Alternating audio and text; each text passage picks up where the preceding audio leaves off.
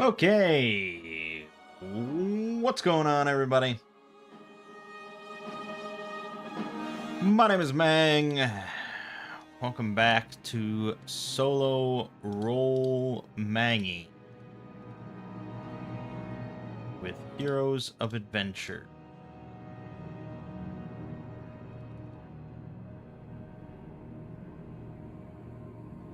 So, let us recap and take an inventory here.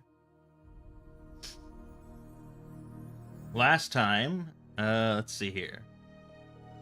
So when we started off, we were in the camp of the Band of the Iron Hoof, speaking to their elder and their chieftain about how, well, basically, I guess we learned sort of the history of the Centaur in this area and kind of what happened a couple hundred years ago.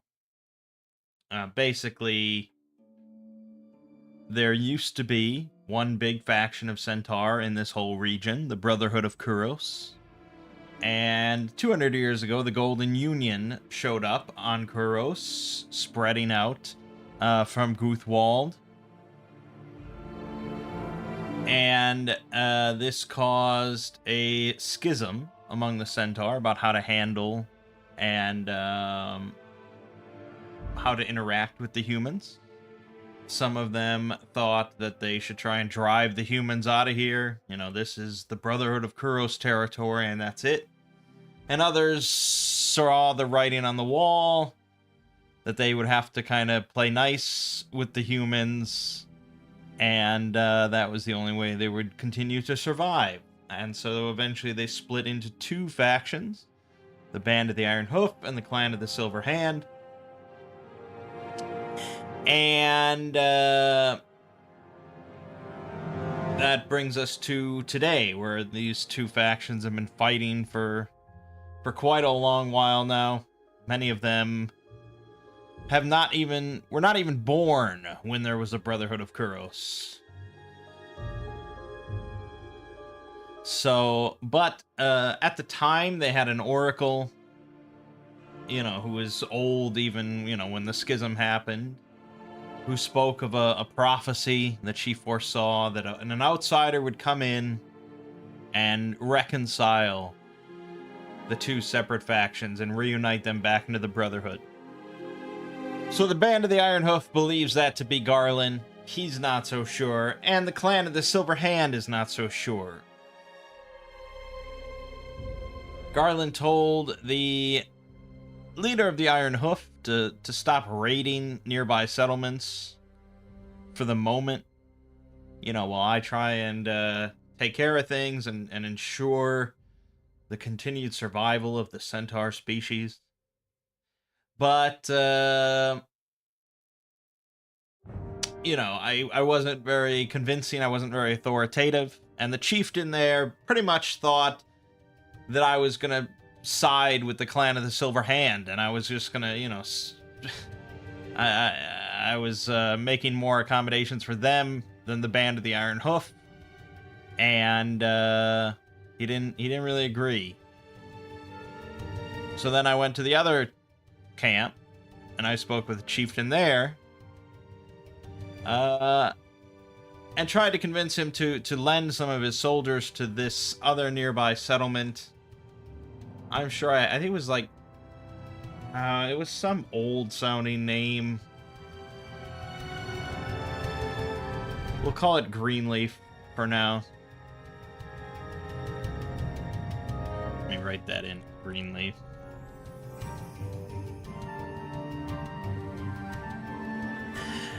To act as guards for Greenleaf against the raids of the Band of the Iron Hoof. But I was also not really convincing that this was a smart and good plan that wouldn't just result in the death of his two centaurs or them being driven off or, more hatred ensuing.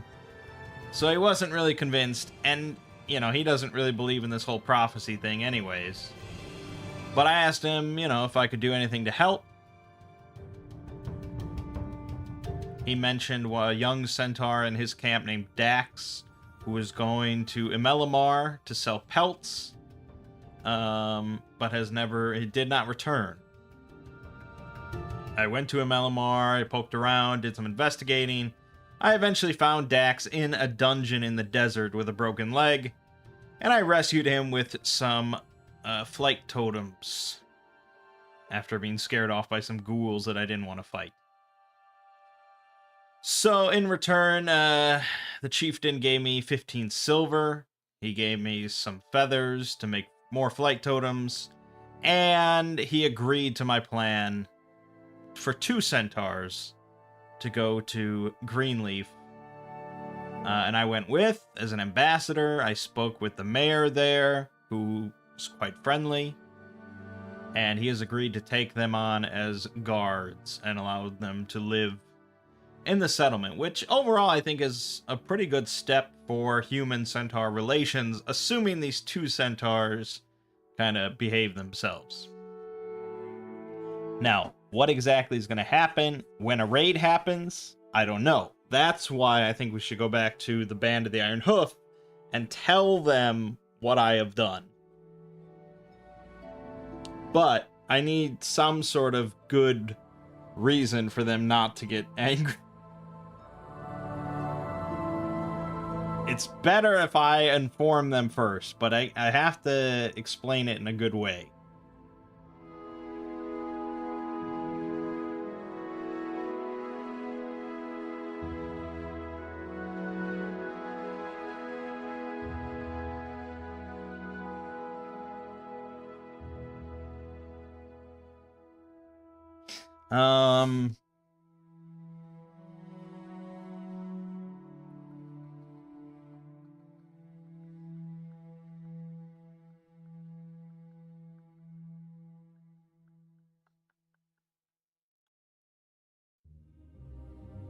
This is going to end with me riding a centaur?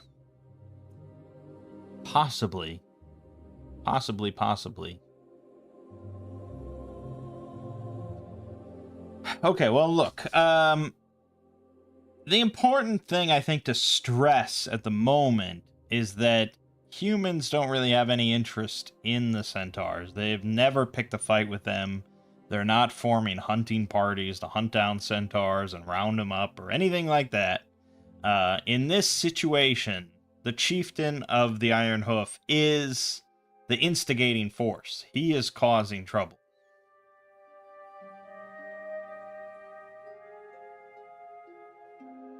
And if he keeps pressing humans and keeps raiding and becomes a problem to them, then he's basically going to ensure the downfall of his own faction and his own species, really. I mean, I don't know how many other centaurs there are out there.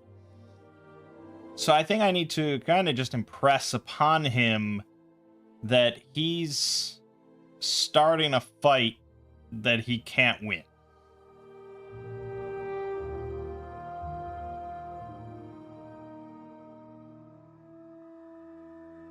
Like, you know, that I, Garland, am pretty low on the totem pole of, like, the magical power that the Golden Union potentially has.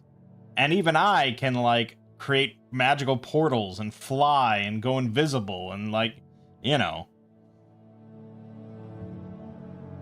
I'm level 2, keep in mind. I don't know.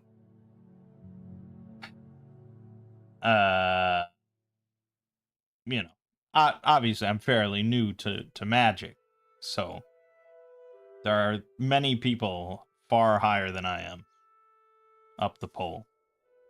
So I guess let's do that.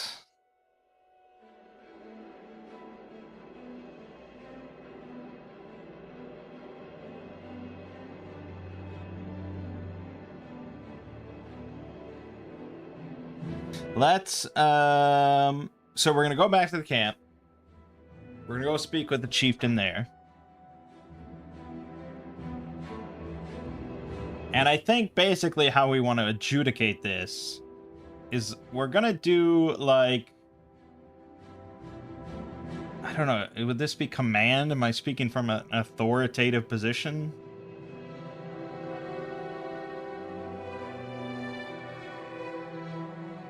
Not really. I think this is guile.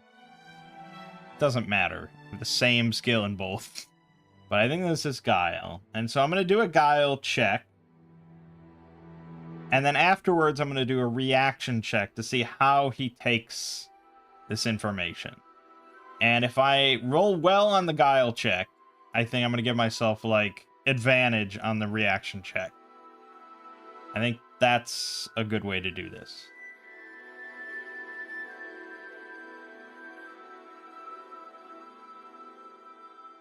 So let's set the guile check to be like, I don't know, 12, I guess. I think it depends on how logical this guy is, I suppose. But I think it's a solid check. It's just kind of like, the roll is sort of how I present it and stuff like that. So let's do a guile check, DC of 12. Got a 9 and a 3. That's a 12 if you did not pass your math classes. So we barely passed that. But barely is all you need in RPGs. So we're going to roll a reaction now to see how he takes this argument.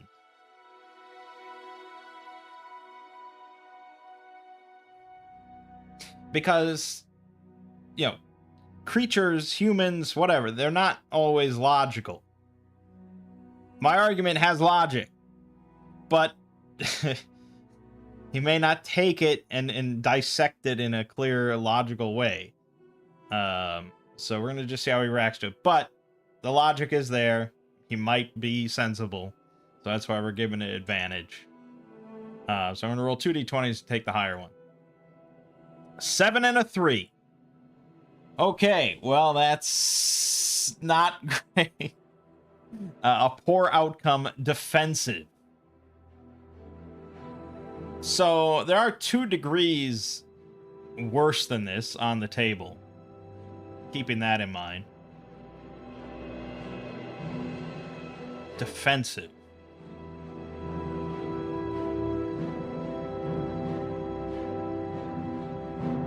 I get some cursed rolls. Yeah, dude. That's RNG.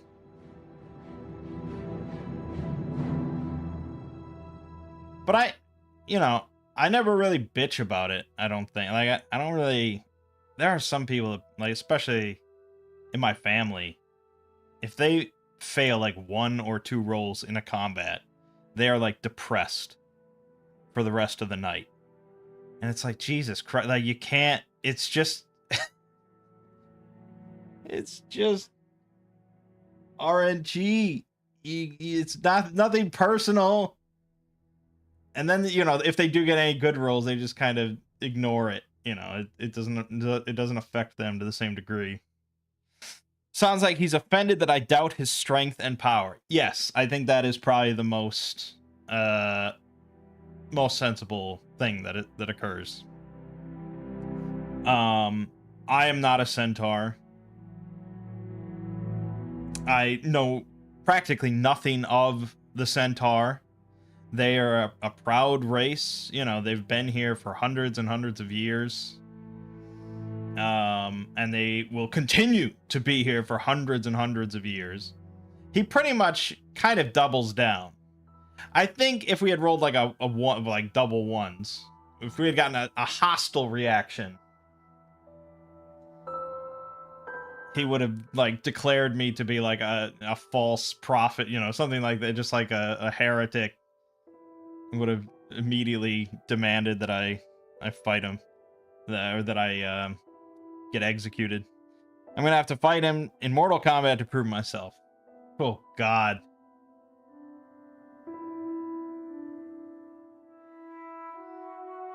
I think for certain characters that would absolutely be a path to take. But if I were to fight him in combat, it would be very like underhanded. Like I would teleport him into the sky, which I guess kind of proves my point. But would he become a martyr, or would he just be like a sad example?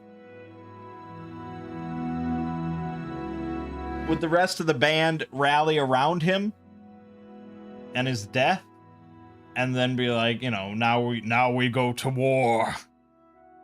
Or would they be like, oh shit, we're way outmatched? Because the thing is, if like one of them hits me with an arrow, I'm dead. Right now I have 4 health.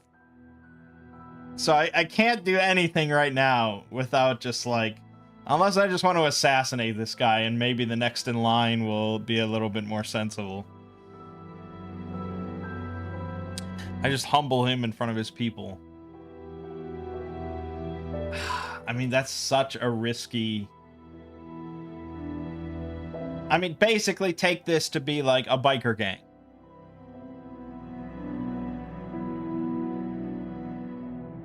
You know? I mean, that's not far off from what they kind of are. And if I went into like a biker gang bar and I just shot like their leader in the knee, do you think they'd all be like, oh shit, we better not fuck with this guy, he's serious business? Or do you think they'd like wait till I have my back turned and then all club me over the head or something? You know, like I could make an enemy for life of these people, essentially. And my life might not be that long.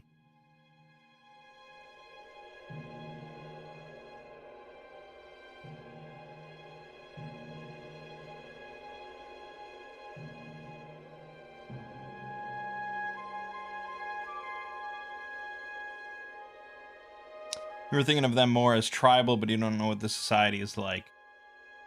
Yeah, I mean, we really haven't really fleshed it out much.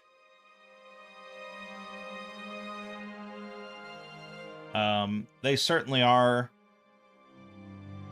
tribal.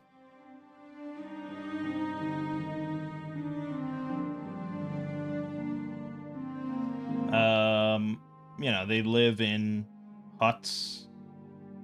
They're typically nomadic, although they've been kind of like sequestered into this one region here, which is partly what's really fueling this animosity.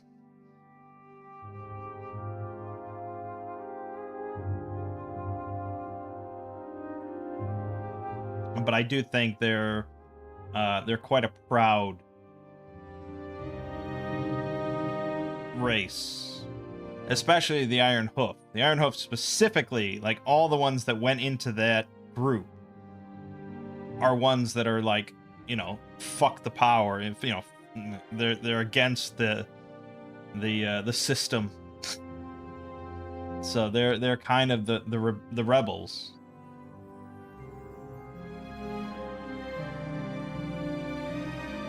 So I think the Clan of the Silver Hand, especially in time, will be a lot more easily to be cowed, you know, to kind of be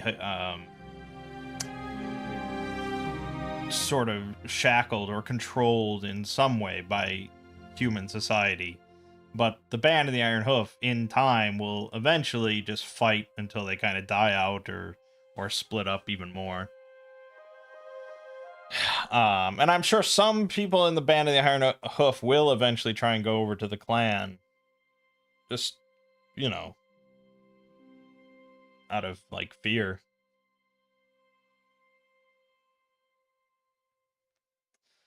No, I just don't like... I don't like so many of the possible outcomes that could happen if I challenge the chieftain.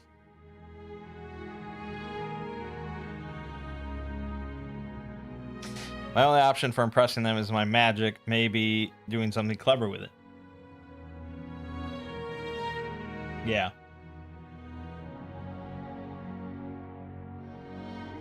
And again, like, I went to the chieftain of the Silver Hand and I asked him if he needed help with something, and then I solved it. So we could do something similar for this chieftain.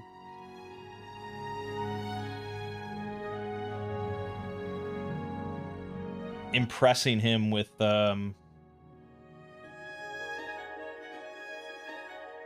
my magical capabilities and things like that, and showing the potential. But no matter what, I need to just like rest for like a week.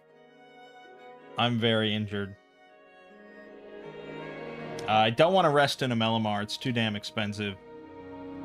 So probably we rest in Greenleaf. But the funny thing about doing that is it's probably going to get raided while I'm like staying there.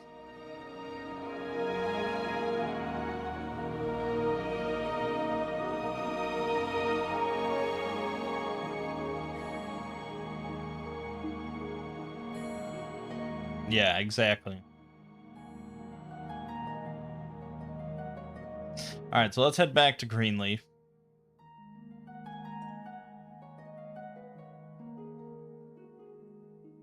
And let's just roll... Let's roll a d20 every day that I'm there. Because especially now that he kind of took that defensively, you know, he's a little angry about it. I did tell him that centaurs of the Silver Hand are guarding Greenleaf, you know.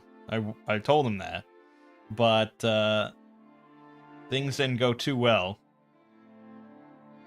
So Greenleaf is going to get raided again. And we're just going to do it day by day with an increasing d20 chance. So okay. The first night I stay there. And I get to heal D4 health. 1. Brilliant. And then a D20 roll. So if I roll a 1, they raid today. Okay, didn't happen. Then I'm going to stay... Okay, I need to keep track of my days, though. So that was still the 23rd. Now it's the 24th. And then I'm staying the night of the 24th. I probably do have to pay some money for this. We'll figure out once I figure out how long I'm staying. So the night of the 24th, I recover 4 health. That's much better. And then another d20 roll. No, okay. The night of the 25th, another 4. Okay, we might not stay here for very long. Then a d20 roll. 5, getting pretty close there. And then the night of the 26th, 3 brings me back to full. And then one more d20 roll. Okay, so it's now the 27. Stayed at Greenleaf, spent, what did we say, 5 for a room?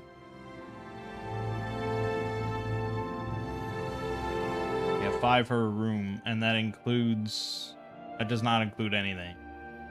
And I have to pay stabling, and will include, so 10 per night. 4th. So the 23rd, 24th, 25th, 26th, 4 nights. That's 40 silver. It's definitely still cheaper than a Melamar. Spent 40 silver. Alright, so now we're on the 27th. We already did our roll. But Garland doesn't... I mean, Garland does...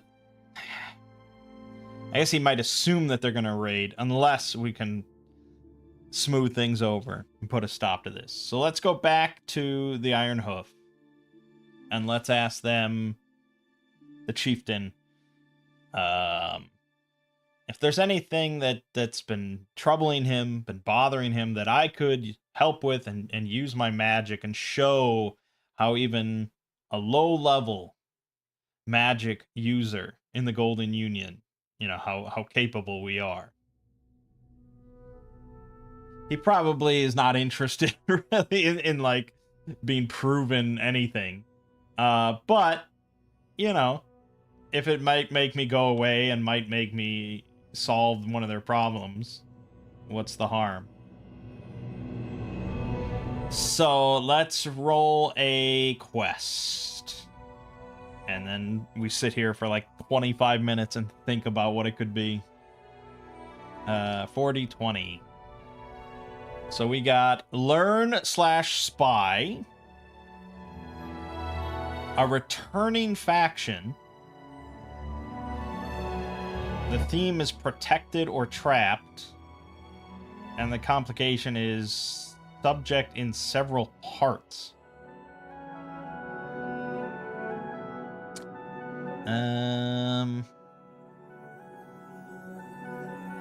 Can write in a centaur wise man that sees some truth in what I'm saying. Sure. I mean, that's the easy way out, I guess.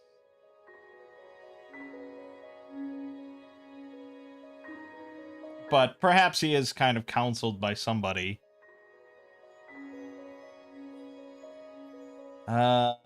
Learn spy returning faction. Okay. They are near the woods here.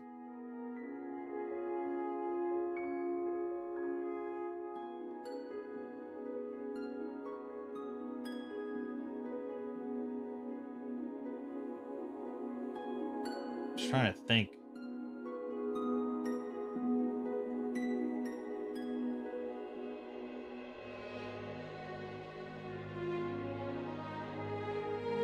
Doesn't really make sense. Like, why would they be bothered by...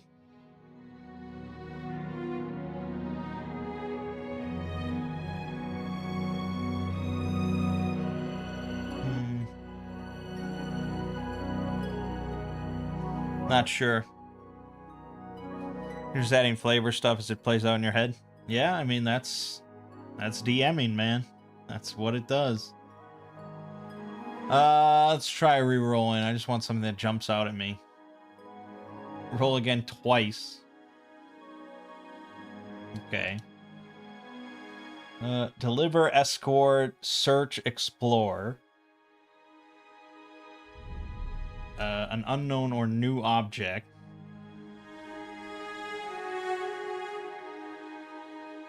Theme, haunted or undead. And complication, the subject is a secret.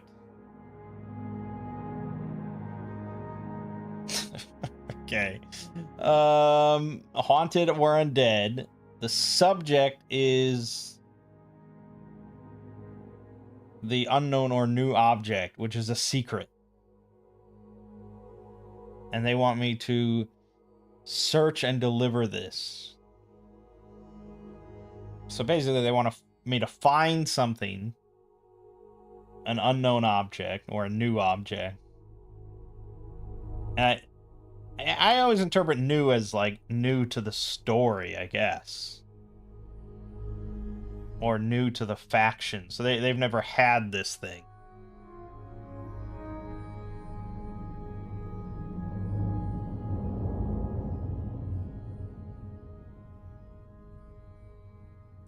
Okay, I mean, obviously we're talking about like a crypt.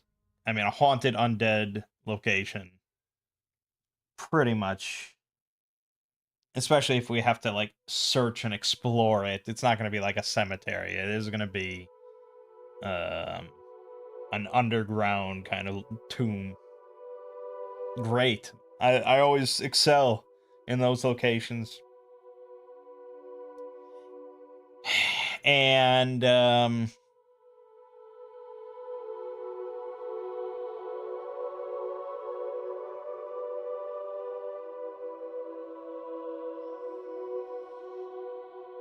let me think. What object would they be interested in?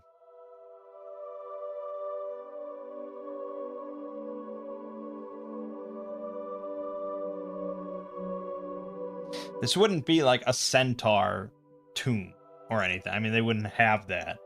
So this would have to be something that the chieftain had like heard about in some sort of human or, you know, some ancient tomb. And it's an object that he desires. And usually when I think of groups like this, you know, the leader usually wants power of some kind. So this is some sort of object that will bring him power, whether that be combat power or political power, something like that.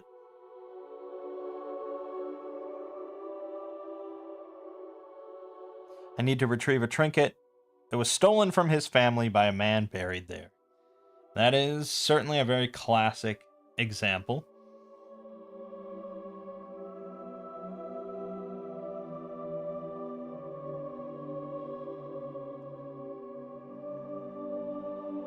Okay. Okay. And the subject is a secret. So perhaps this is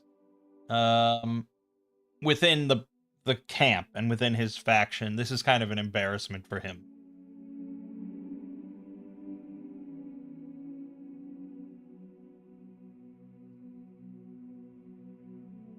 Like some sort of family heirloom that's part of like his bloodline that he's really like meant to have, and maybe the camp believes that he has.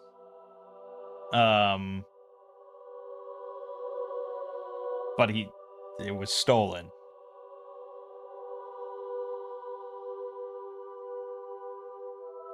In that case, it's probably not that ancient of a tomb.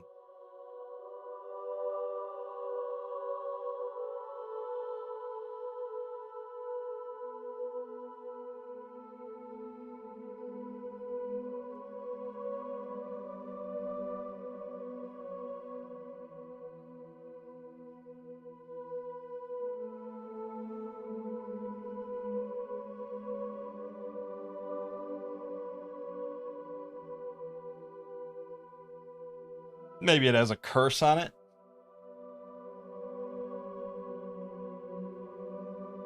I'm just trying to think logically this sequence of events.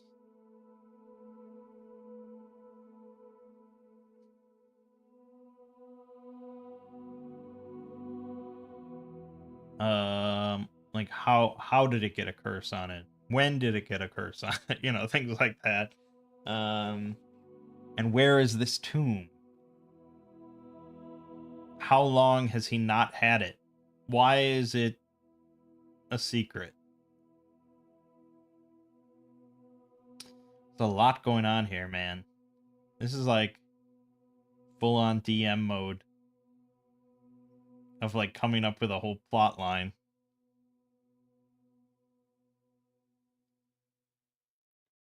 That's tricky. This is why usually like running for other people, I just like pre-written stuff where I don't have to think about the whole plot line. And usually like pre-written material, there's often like issues with the plot that just don't make much sense, but the like my family would never question it. They'd just be like, "Oh, okay. That's okay." But I just overthink stuff. So, you know, it's an issue.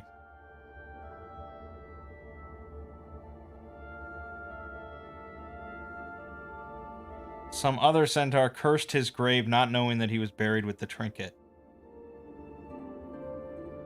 So a centaur cursed. So some guy, a human,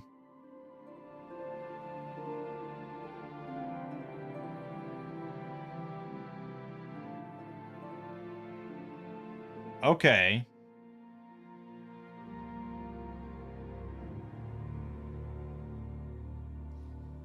I wasn't sure how much if I was going to give the centaur any magic.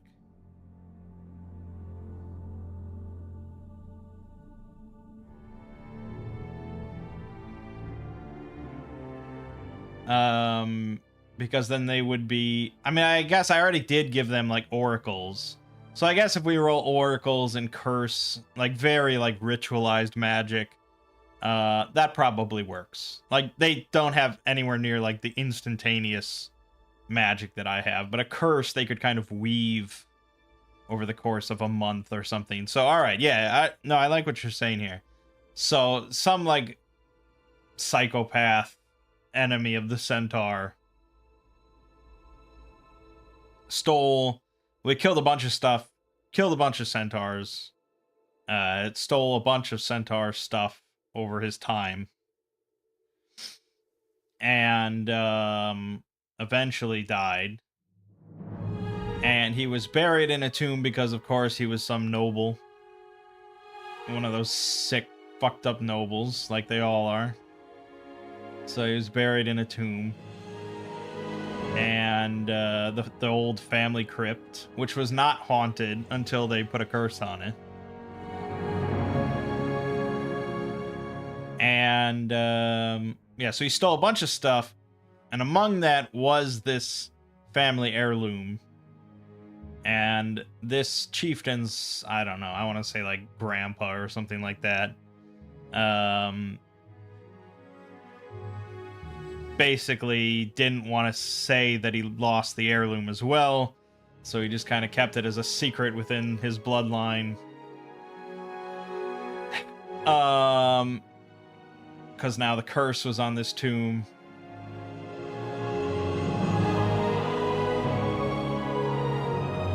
And now it's kind of a dangerous location. Okay, I think we fleshed that out fairly well. So, I don't think Garland is told nearly any of that. He's probably told that, well, there was this hated human many, many years ago who was hated by the centaur for his brutal acts, and he stole a number of things from them, from the Brotherhood. And he was buried in a noble's family tomb.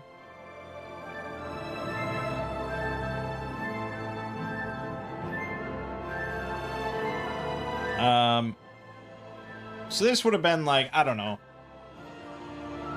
I want to say like, this would have been a while ago, I guess.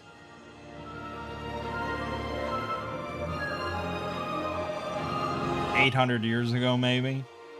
The Golden Union wasn't always here. Obviously, they showed up a couple hundred years ago, but of course, humans have been on Kuros for quite a long time.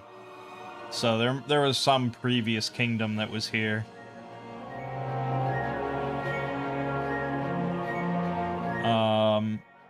Because as we know, the society was here. They had their spot in the mountains. And we know that this region of farmland that is magically enchanted was not enchanted by the Union. So they kind of discovered this. So yeah, there's been kingdoms here in the past.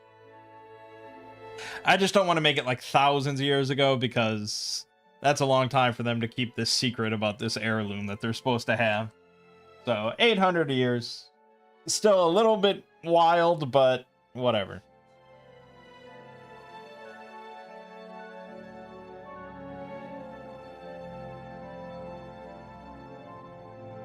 And we'll say that the tomb they believe is in this region here. This forested region. He does not know exactly where it is, because this was hundreds of years ago, and it's not like each generation was taken to the tomb and be like, here it is. So he's pretty certain it's in this region.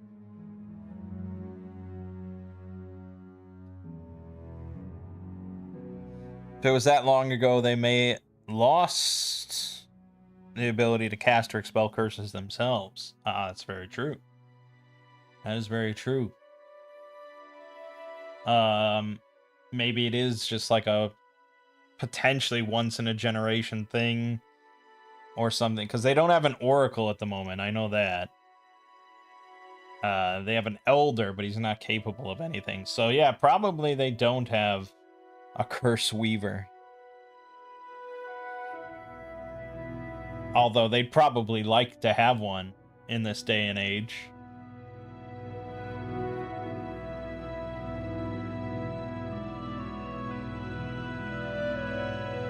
Okay, yeah, I mean, I guess we should probably investigate that then.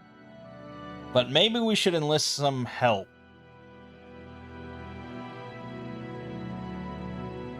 Makes me useful in this situation. Yeah, it's probably why he, like, brought it up.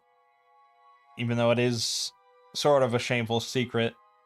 He does have someone in front of him that can use magic and is willing to help. So, yeah. Not that I can break curses, but I can do something. I think we should go back to Guthwald, which is like a 2-day trip, actually. Maybe Greenleaf has what I need. Mostly I want rope, so we don't have any rope. Maybe a couple other things for, like, spelunking. And then, honestly, I'd like to hire a sellsword or two. But I don't really have a lot of cash on hand. So yeah, maybe we just take the time to go back to Guthwald. I mean, time is largely irrelevant. But that time, we're still going to roll every day to see if he raids. So, time is sort of an element. But alright, let's ride.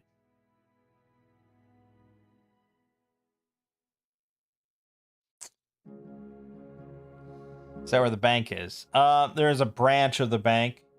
I mentioned that Miragio, they have a way... They have, like, identification tokens or something like that that identifies you as an account holder. And then they have a way of magically communicating across great distances. So, I can access the account anywhere there's a branch. Which on Kuros, there's two. There's one in Guthwald and there's one in Amelamar. So I guess I could just go to Amelamar instead, and there would probably sellswords there, and it'd be a shorter trip. So, sure. Let's go to Amelamar. I still feel like that's a day ride.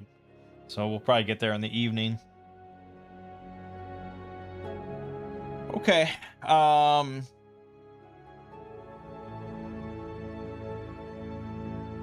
So yeah, we'll spend the day. Rode to Amelamar, spent the night. So I think I said it was 20 silver. Spend the night there.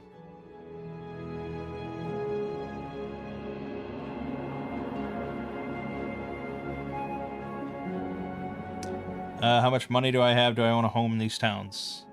I do not own a home anywhere, actually, at the moment. Although I must. I spent a year. We really glossed over that, actually. That's strange for me to have glossed over something like that, because we spent a year building the zoo and staying in Guthwald. I don't know. Was I just staying in an inn the whole year? I had my home in the slums. Maybe I was just staying there.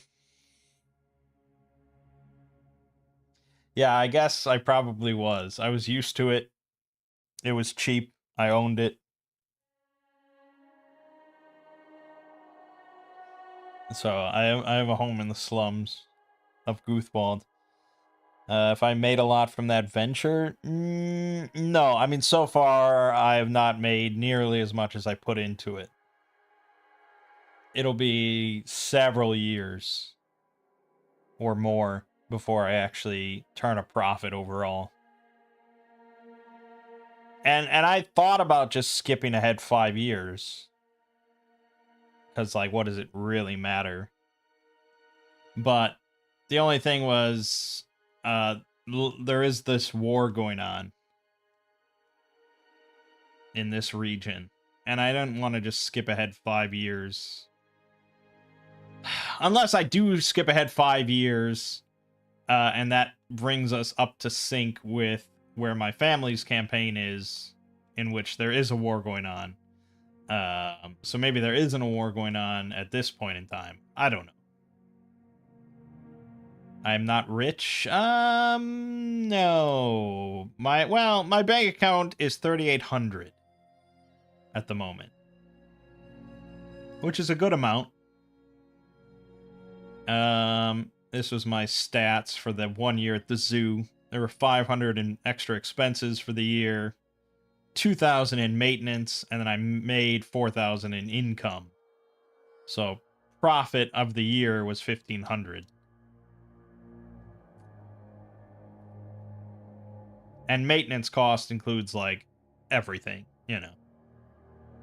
That includes wages, that includes animal feed, you know, anything else. The 500 was, like, extra events that came up that I put money into to solve. So yeah, I mean, given 5 years time, assuming we have years as good as that, yeah, it'll pay for itself. But I'm not poor. I should get a little place in each town of importance if I don't care about flashy homes. I agree. The problem is Melamar is like all flash. Like, you have to be wealthy. Pretty much anyone that lives there like has servants and stuff like that. So anyone that can't afford that, usually they're just like visiting merchants or something like that. But it's a very wealthy town. I don't know what I would pay. I don't know what the number I would set. So, an estate. Now, an estate makes income, which is kind of weird. I don't know why it would. But a tower doesn't make income. So a home, an average home across the whole world, costs 1,000. I don't think I'd necessarily require an estate to live here. But yeah, I'd probably say 5,000 is like maybe the cheapest home I could get in a Melamar. Suppose I could have a favorite inn. Yeah. I mean, we'll get to... It depends on how much time I'm going to spend in a Melamar.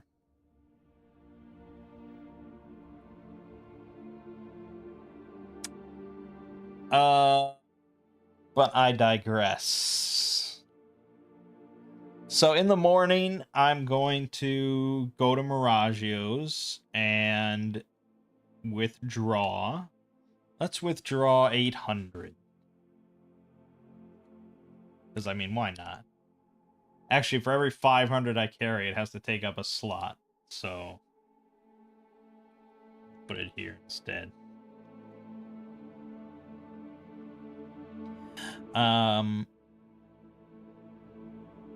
We want to buy rope. Rope cannot be that common of a good. But I guess there's merchants here. They probably have, like, shipments and things like that. They bind with rope. So maybe it's not that ridiculous. I'm certain some things are not as common, though.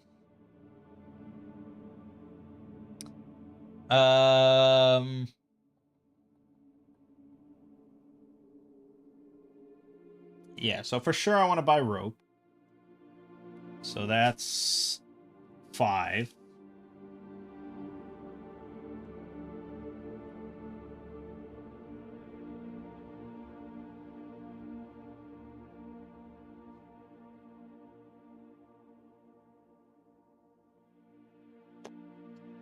I mean, everything has a use. Like, you that's why I like some characters in some RPGs that can just conjure up like any minor item like this. Like, at any time, it's just like, I need a shovel. Okay, here's a shovel. Like, that's always really handy. Or if you get, like, a bag of holding or something like that, you just shove all this shit into it. The only thing I guess I could grab is grease. Or maybe like thieves' tools or something, but that's expensive. We're not gonna buy that. We're just gonna buy grease. Just get a magic Deus Ex machine for that. Yeah, of course. Magic solves everything. We'll buy grease for 5 silver. Okay, then we want to look about and hire a sellsword or 2.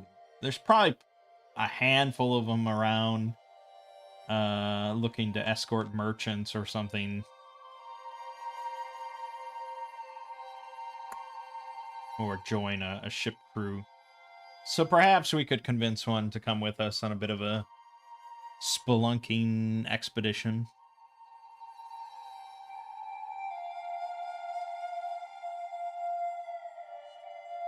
So cost per level for a sellsword is 10. We want someone pretty capable. Maybe we just want like one really quite capable dude. Honestly, we could even recruit like a fellow hero, essentially, like a fellow NPC, like an adventurer. In which case, we'd have to promise them a share of the treasure rather than a payment per day. But that could be... It depends. It depends. Like a level 15 sellsword would cost... Or no, a level 5 sellsword, I'm sorry. That would cost 50 silver per day. He would have 13 health, 10 defense by default. And a d6 for his skills. Which puts him roughly on par with me in combat. I mean, you're probably slightly better. The treasure in the tomb. Yes. Correct. Because that's what we'd be hiring him for. Is this one quest.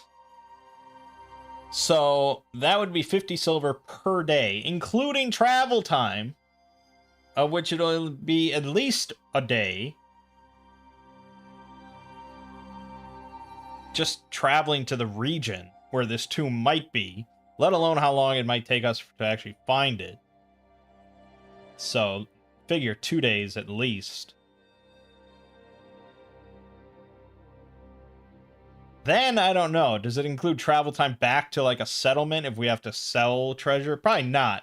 Like, well, that's tricky, because it's like, what if we find one piece of treasure, like a scepter? And it's like, okay, well, we're going to split this 50-50, but, you know, we have to sell it to split it. So does that include travel time back to the settlement to sell the thing so then we can split it? Probably not. That would be kind of an asshole, dude, to request that. But figure at least 100 silver, which is pretty cheap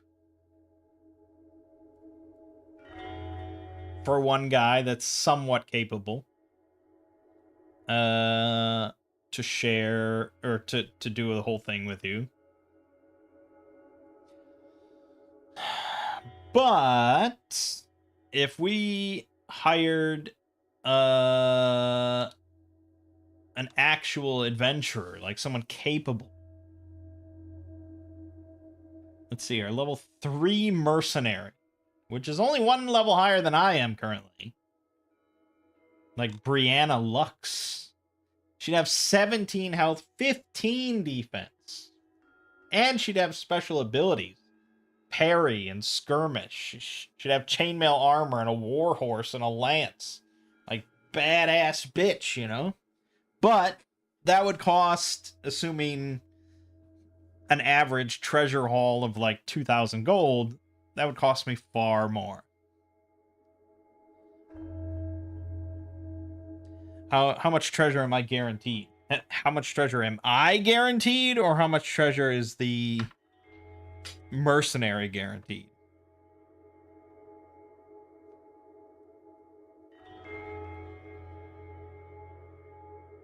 I don't know if there's any guarantee either way, to be honest.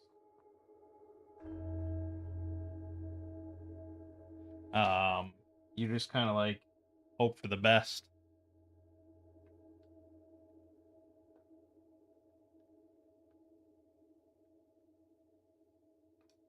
Okay, so like as me as a solo RPGer here, how much treasure am I going to guarantee is in the tomb? Guarantee. Obviously, there has to be. Well, it depends on how cruel you want to be to yourself, I guess. If you want to be really cruel, there's no guarantee of anything. Like, we could get there and it's already been looted like 400 years ago, and everything's long gone. But if you did that for an actual group of players, I mean, it would just be like kicking them in the face. So that's pretty shitty.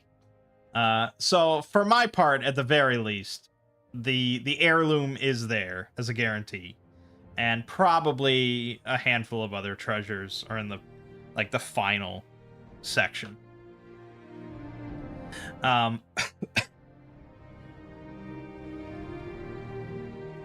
Narratively, as far as like a mercenary is concerned, the ones that are, I mean, that's a good kind of a good question, because really what differentiates narratively in universe one of these specific NPCs that want to share the treasure versus like sellsword number 3 that just wants 20 gold, it's 20 silver a day.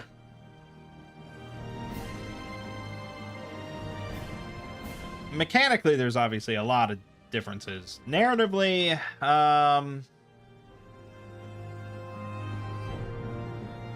they're certainly far more capable, even narratively. So they kind of know their worth, I guess.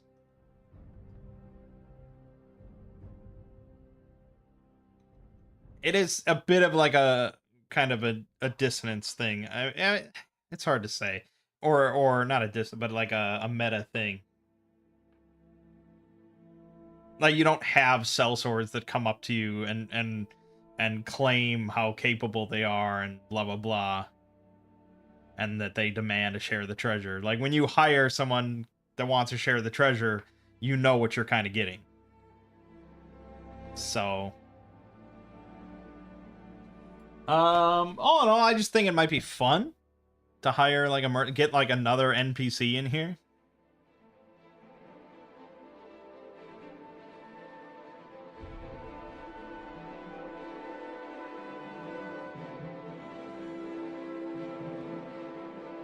And I'm looking at Brianna Lux here, so we may as well hire her.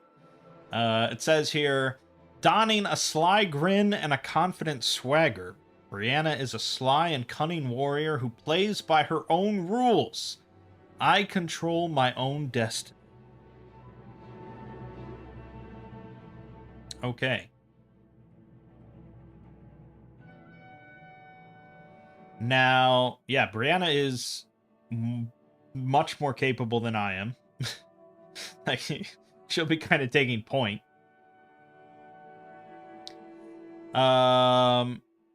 She's got a D4 in like she got a D4 in all of attributes. D6 in melee combat, D6 in ranged combat, D4 in guile.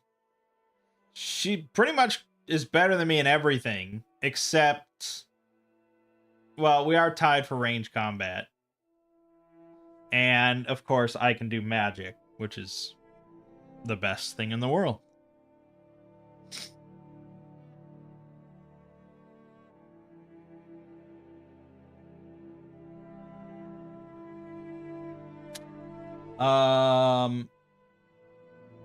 Perhaps I should have a character sheet for her.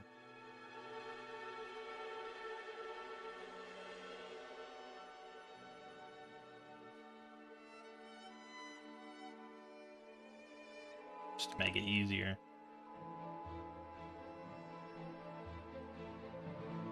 Our class is mercenary, level is 3, health of 17, defense of 15, quite good. Agility, D4, command D4, fortitude D4, senses D4, strength D4, will D4. Down the line. Athletics D4, crafting D4. Doesn't really elaborate on what crafting she does. Guile D4. Melee combat D6. Range D6. Sleight of hand D4. Wilderness survival D4. She's got combat reaction. Combat tactician. Parry. Skirmish. Equipment. She has chainmail armor, a shield, long sword. This is what she's like wielding most of the time. But she does have a lance and a warhorse, along with 200 silver. So she's not super wealthy by any real definition. And she's probably kind of looking for an opportunity like this, where she's not just like a goon that's serving on like a merchant escort, like she's kind of free to make her own decisions as part of a quest, into a dangerous location. But she doesn't really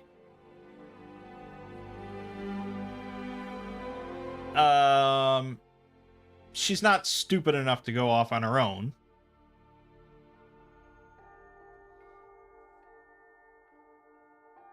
So, yeah, she'd like to kind of join up with someone that knows where they're going, and is in need of some help. She's kind of just looking for a situation like this.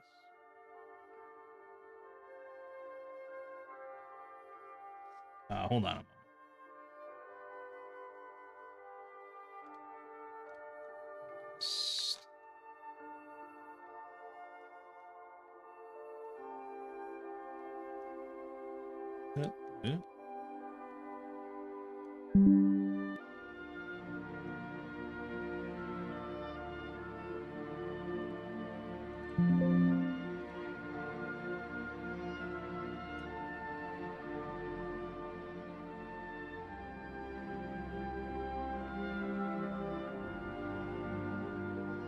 Okay, I just added her picture. Okay.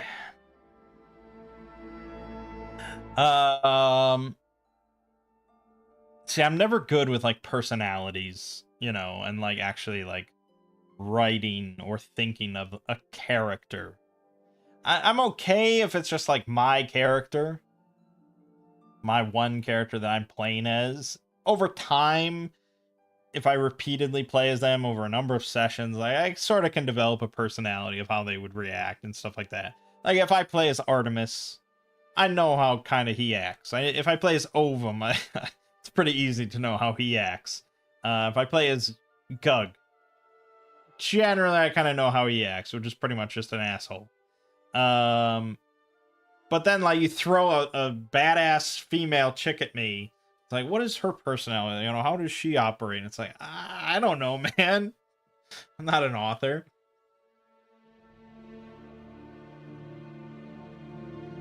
But we don't really do dialogue much in these solo RPGs, so it's not that big of a deal. Let me just look up then these abilities. should be... There's a section somewhere for all the abilities a character can have. Or I guess we just look at Mercenary. So combat reaction, get advantage on initiative. That's pretty nice. Combat tactician. It's an encounter ability.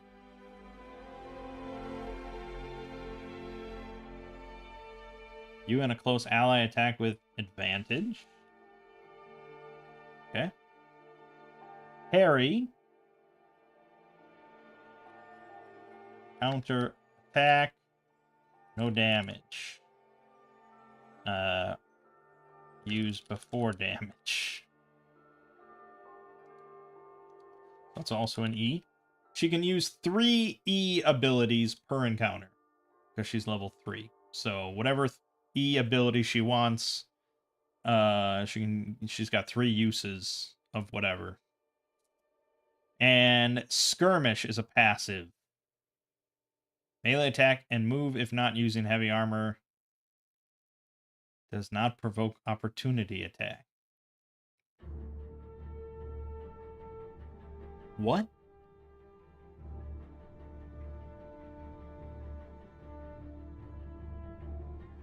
Oh, okay. Yeah, right. So if she's not wearing heavy armor, she can do a melee attack and then move without provoking ops. Because normally...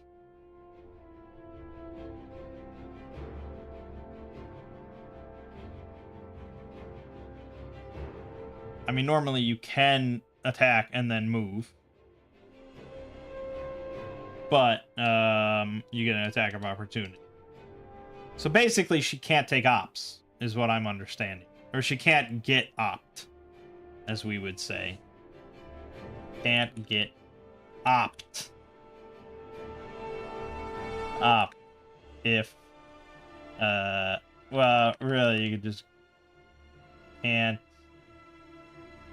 be an attack of opportunity if not wearing heavy. So she's an action character. Oh yeah. Oh yeah. She is interested in slaughtering her foes.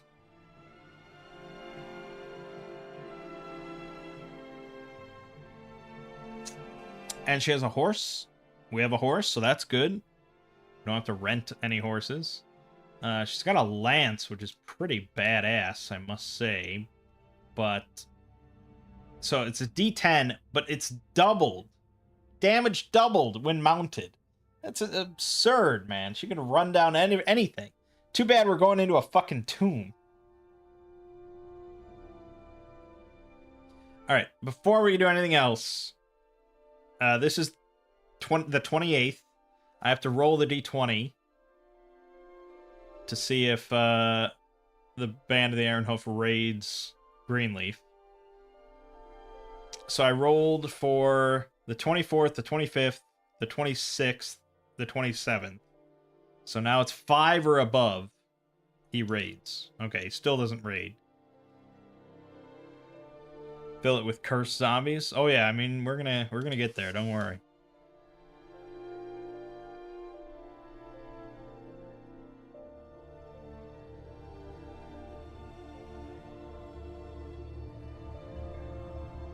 Okay, so yeah,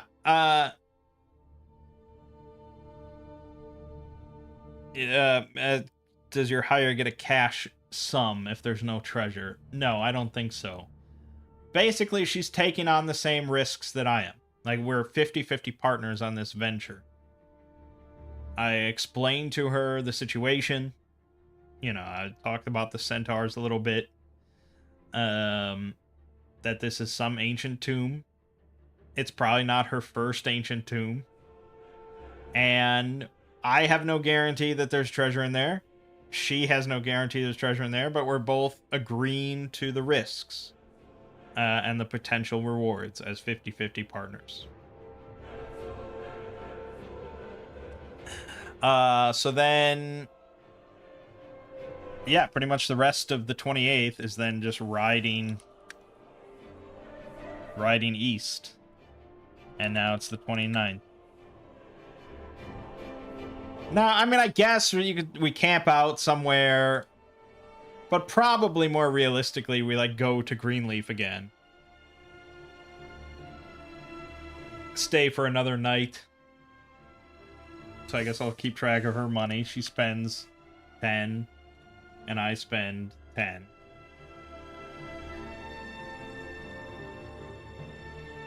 Because I think for like a sellsword or something,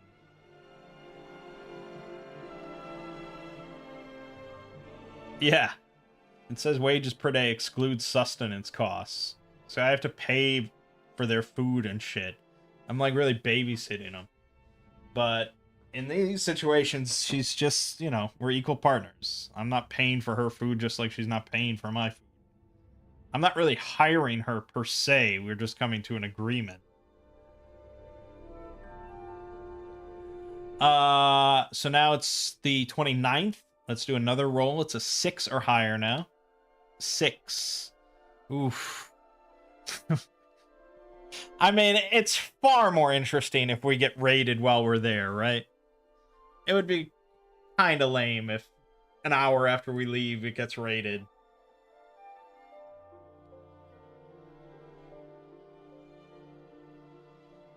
So, I guess like an early morning raid.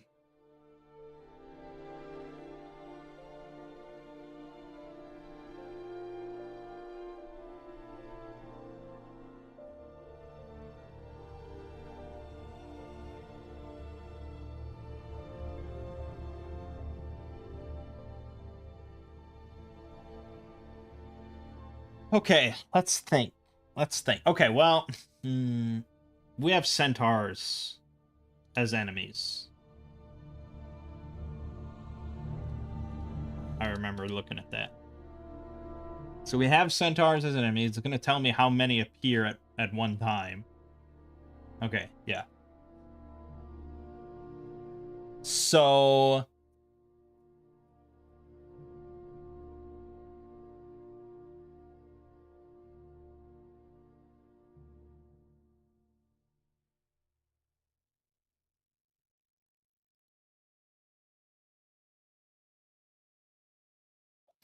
D6. I mean, let's just roll a D6 just to... Okay, so 4 of them. That's fair, I think.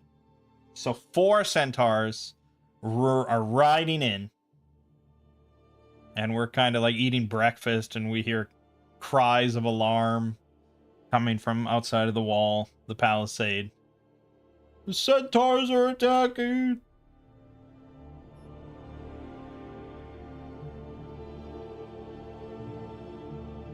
And I think probably when we first approached, there was 2 guards, right? So I think they're probably like... They've just like included the centaurs into their rotation. So on guard right now is 1 human and 1 centaur from the Silver Hand.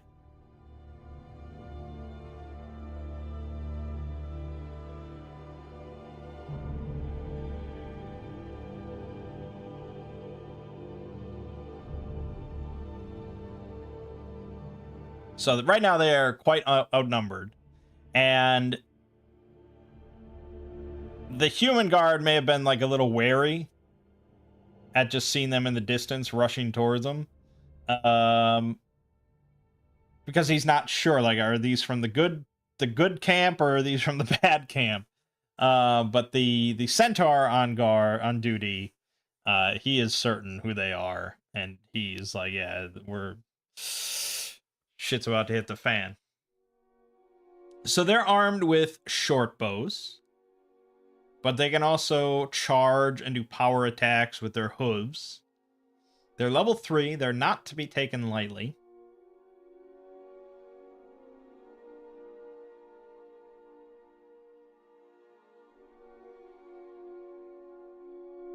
I wonder if we can bring up... I don't even know if I remember, like, my Roll20 account. Hold on, give me a moment. It would make combat a lot easier. Now that we have Brianna, we might end up doing more combat. Just for me to feel a little bit more confident. I haven't logged into Roll20 in a long time.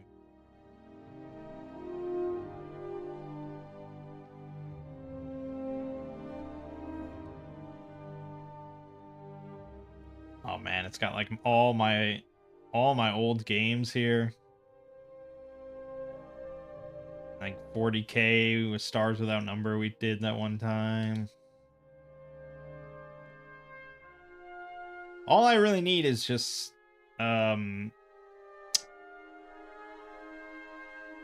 know, a grid that I can plonk down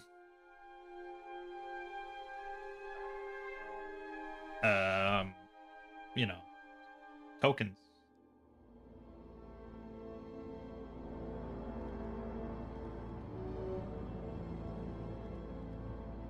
So I just want to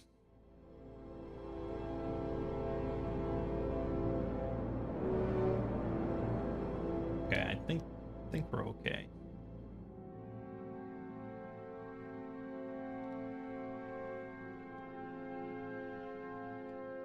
Again, I've not used Roll20 quite a long time.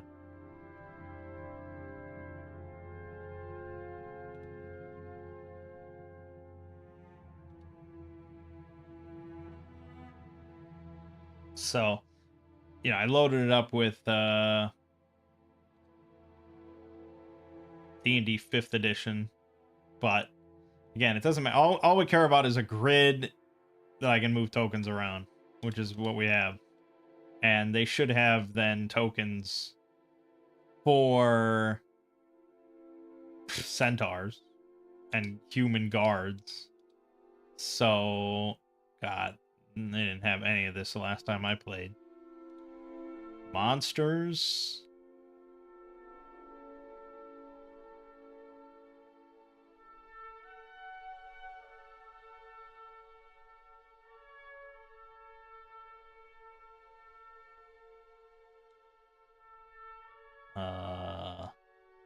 Centaur.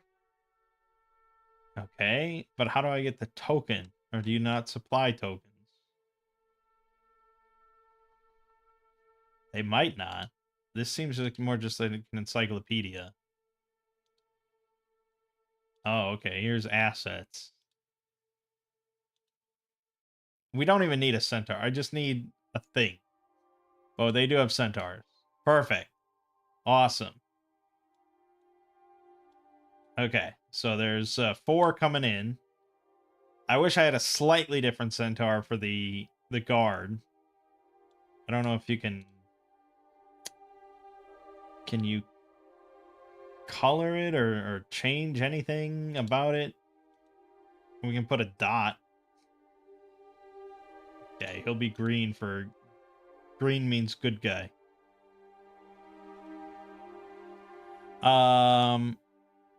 Then oh, do we have a map?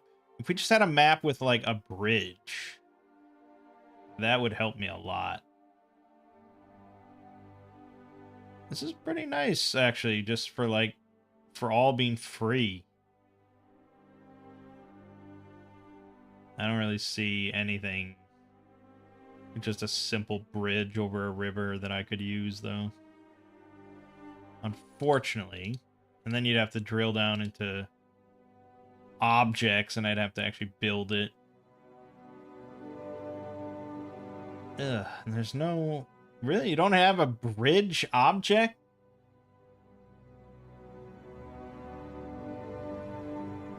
Huh. Okay, well I need me.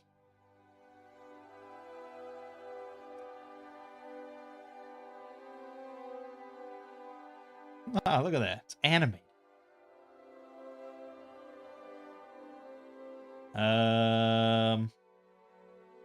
We'll go with this for Brianna. And then for me, I guess I'm more of like a wizard. But I'm not a lame-ass wizard. I guess we'll go with this. And then I need, I mean, we can just draw stuff, I suppose, if it comes to that. I just need a guard.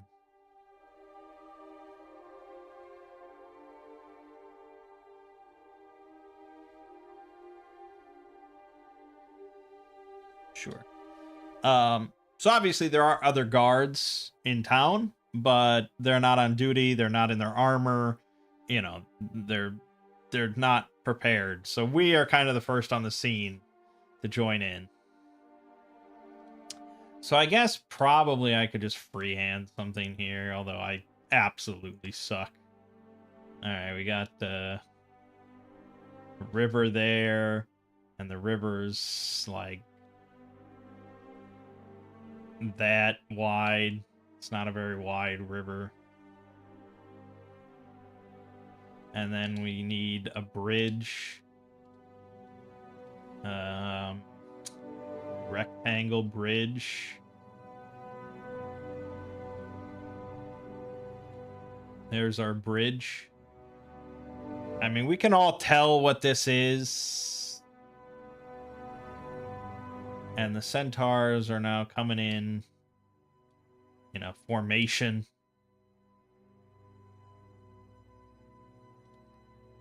And we have the palisade wall with the gate, which is like, I don't know, something like that ish. This looks like the raddest Atari game.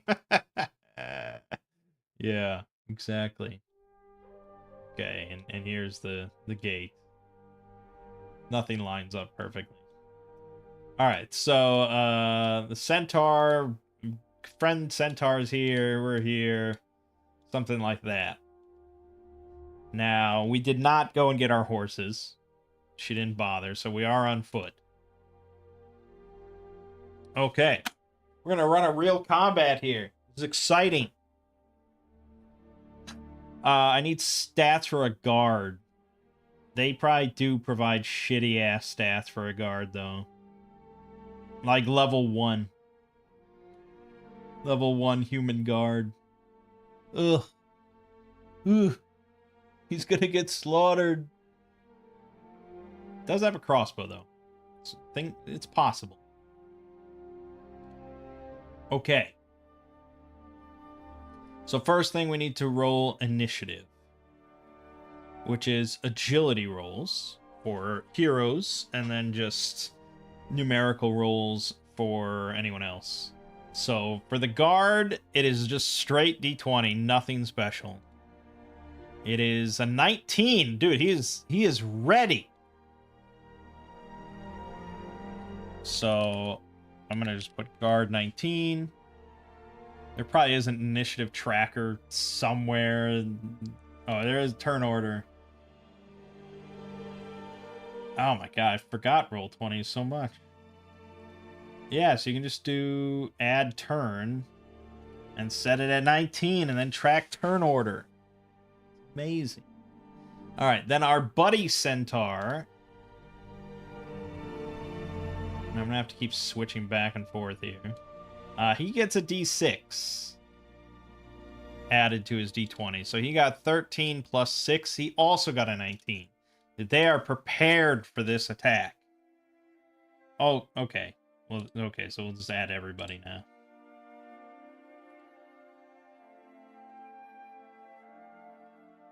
And all the enemy centaurs will go on the same turn. So 19 there, 19 there. Rihanna has a D4, but she has initiative, or advantage on initiative. So she's got a 5 plus 3, or a 12 plus 1. 13 is her initiative. And then I just get a straight D6. And I rolled a 1. So I'm caught very flat-footed. I'm in combat. I'm unused to it. I'm panicking. Alright, so I got a 4. And then the enemy centaurs also get the D6 added. They rolled a 2 and a 2, so they're going 4. They're tied with me. So they're a little little startled, perhaps, by not only having to fight one of their own, but also now these two strange, definitely non-guards.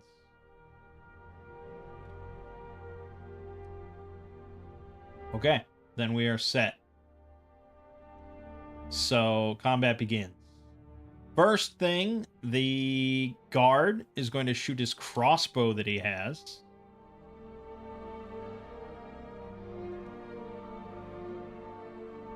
So, he just gets a straight d20 roll with a d6 damage.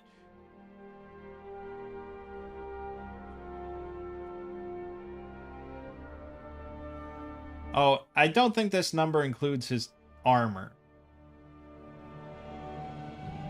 So, we'll be... Well, they're kind of poor out here.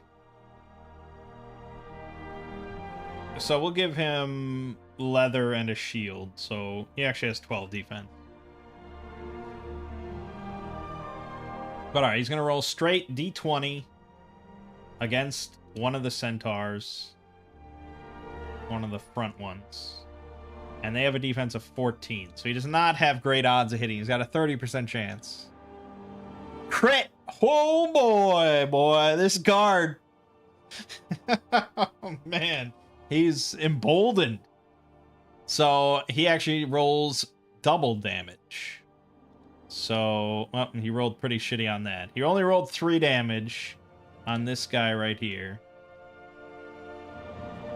So, they have 15 health. So this one now has 12 health. Oh, just add in the rest of these for tracking purposes. Okay, that was pretty good. It was pretty good. Now our buddy Centaur also goes. He's going to take a shot with his short bow. Probably at the same guy, just pummel him down. So he gets a d20 plus a d6. 10, 12. Unfortunately, a miss. Now he will get depressed because he missed one roll. All right, Brianna. Now, Brianna's not an idiot. Let's be clear about that. So she's not about to just run in there.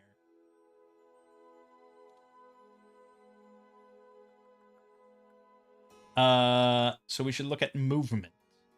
I believe... So... Heroes of Adventure utilizes, like, a loose grid. Just as, like, a general reference of, you know, positioning and distances without being meant to be extremely accurate. So there are actually no, like, movement speeds like in D&D. In D&D, you know, you move 5 squares, and you know that for a fact, and there's a lot of rules around all that. Instead, Heroes of Adventure, like plenty of other games, uses range bands, which makes it a lot easier if you're not using a grid. So, like, short range is anything within 30 feet. Medium range is anything within 60 feet. So, on your turn, you can move one range band, like closer or further away.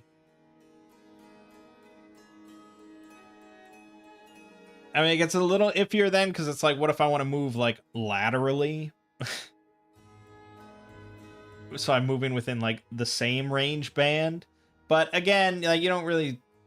It's not meant to be that specific and that ruled and all that. You just kind of go with the flow. If the player wants to move 20 feet, you know, parallel, you just say, okay, fine. You don't, whatever.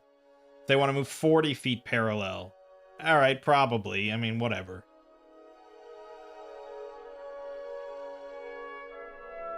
Within reason. But if you wanted to really rule it down, and you still had 5-foot squares, you could probably say a standard character has a move speed of about 6 squares. And that's how I ran it with my family last week, and it seemed to work pretty much just fine. So centaurs have the sprint ability, which allows you to move 4 range bands as part of a move-only action. Which is pretty intense. And again, if we go back here. So, by default, you can move 1 range band and make an attack, or use an ability. As your whole turn, you can move 2 range bands. And then if you have the sprint ability, you could move 4 range bands. Which pretty much means that if these centaurs wanted to get up to us, they could. But obviously, much like the guard and our centaur, they're happy to just pummel us with arrows from a distance. Considering we have melee weapons and they don't, they'd probably prefer that. So we kind of do want to close the distance. So 1, 2, 3, 4, 5, 6 squares will get Brianna to the start of the bridge. If she runs, uses her whole turn, 1, 2, 3, 4, 5, 6. It would get her pretty close, but not quite there.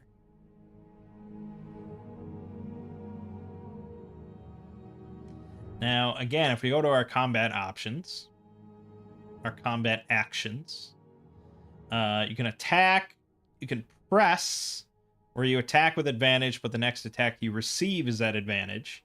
You can block, where you get disadvantage on attacks made, but also from received attacks from one target, unfortunately. That's the key part here. I can't make them all have disadvantage by bunkering down behind my shield.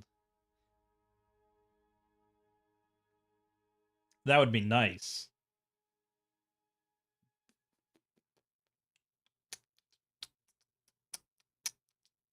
I mean, if I was going to play centaurs intelligently, they'd obviously keep moving backwards and firing for as long as possible. So I think Brianna doesn't have much of a choice other than just sprinting in there. So 1, 2, 3, 4, 5, 6. 1, 2, 3, 4, 5, 6. Pretty close. She has no ranged weapon whatsoever. She can parry, but I believe that might only be melee attacks.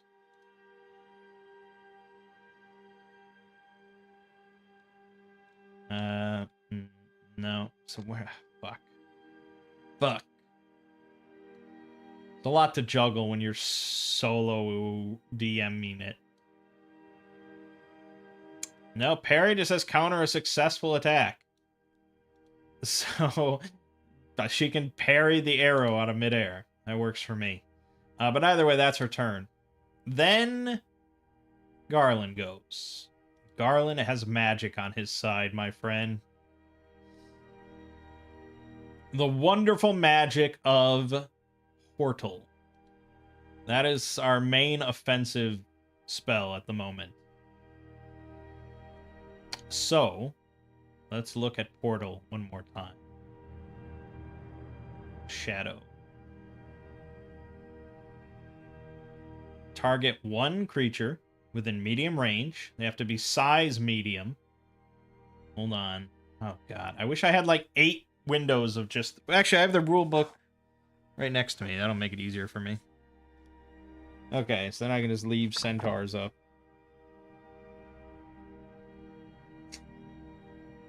Oh, I wanted a physical copy. Centaurs are actually large. Now, that's not that big of a problem. It just means that I have to spend 2 health to use Portal instead of 1. Okay. And then resisted level is 3. But I think if I empower it, that doesn't matter. Or maybe it always matters.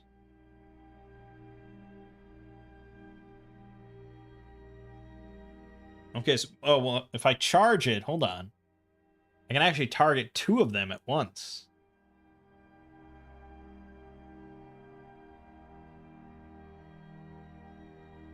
And I can send them 120 feet. which is just insane. Yeah, okay. Good. I think then, no matter what, no matter how you empower it, if they're 3 or higher, they will get a resist check.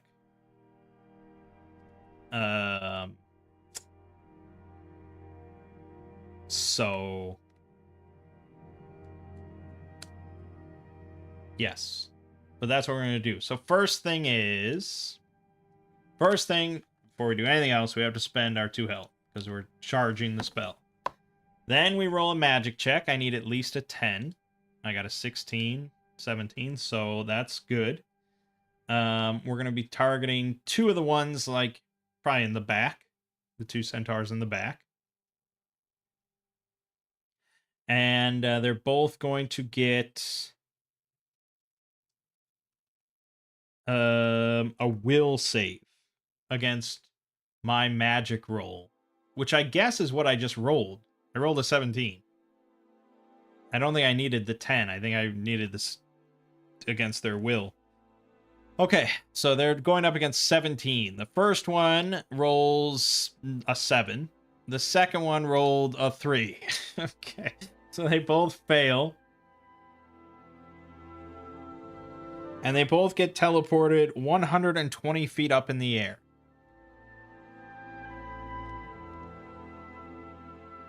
Now, what is the falling speed of a horse? Durden, can you just fact check that for me real quick while I'm doing other stuff? Just find out the falling speed of a horse real quick. That would be great. Either way, I don't think they'll land this turn. So we can finish out this turn. These are now gone. Okay. So that was my action. Then the remaining centaurs are obviously both going to... I mean, technically, I guess I would need more space, but we have to limit it somewhat. So they don't want to flee. So they're just going to move back here. And they're both going to... They'll split up. And they're both going to fire at Brianna. So this is D6's... D20 plus D6 against her 15 defense. So pretty good odds of her being fine. Yep, that was an 8 and a 5. So she managed to deflect both shots. New round. The guard. Now, the range of a crossbow is long, which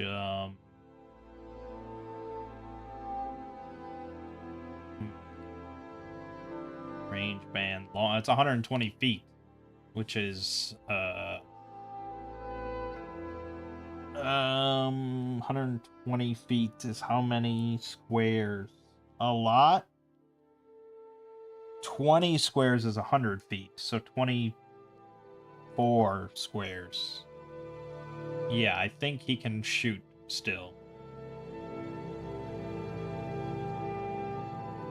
Yeah, he can shoot one of the... So he'll shoot this right one. He's rolling a d20. Gets a 13 straight up, which is not enough, so it's a miss. This centaur will shoot the left one. He got more than enough. He got a 19, so that's a hit for his d6 short bow. 2 damage. Not very exciting.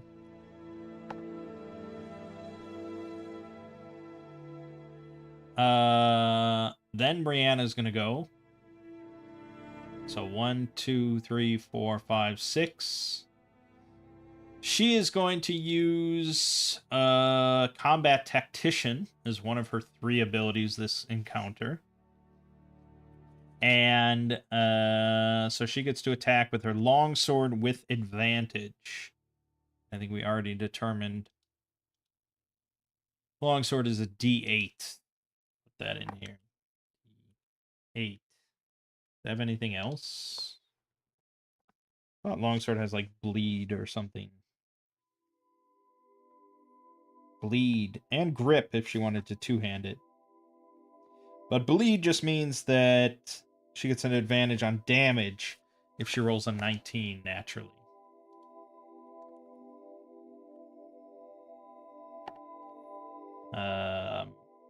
Okay, so she's rolling with advantage. She gets a 16 plus 5, so 21, or a crit. Well, I think she'll take 26. She'll take the crit, so she does get double damage on her D8. A 2 and a 6 is 8 damage to this gentleman. So he's got 4 health left. Pretty solid as far as I'm concerned. Then Garland gets to go again. I guess he could just portal the other two. But keep in mind that the stress that I build up, that's only healed by resting. And we could just rest away the day again.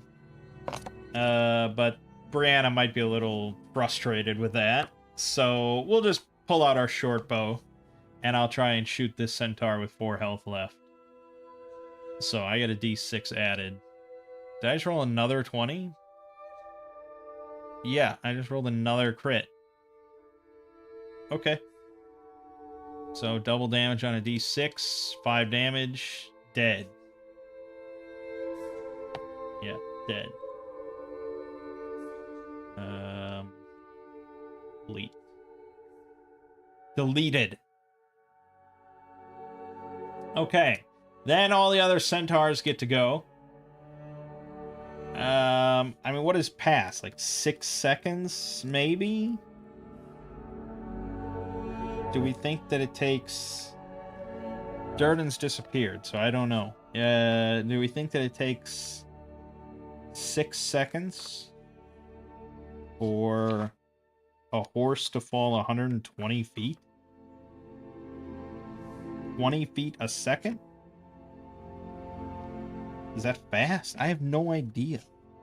I'm trying to find something. I was just trying to find like how long a combat round is in this game. But I don't think they really get into that. Usually it's like 6 to 10 seconds. What did I do with a falling horse? Well, I teleported 2 of the centaurs in 120 feet up into the air, and I wanted to know what the speed of a falling horse is. So whether or not they land this round or the next round or whenever.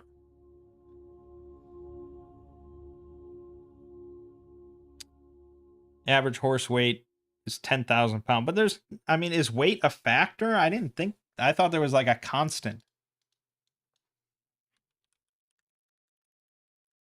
Speed of a falling horse. Google. Seems like no one's ever... Oh, here. No stupid questions subreddit. What's the terminal velocity of a horse?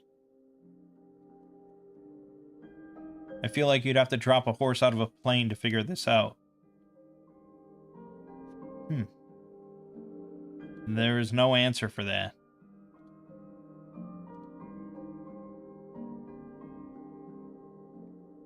Huh.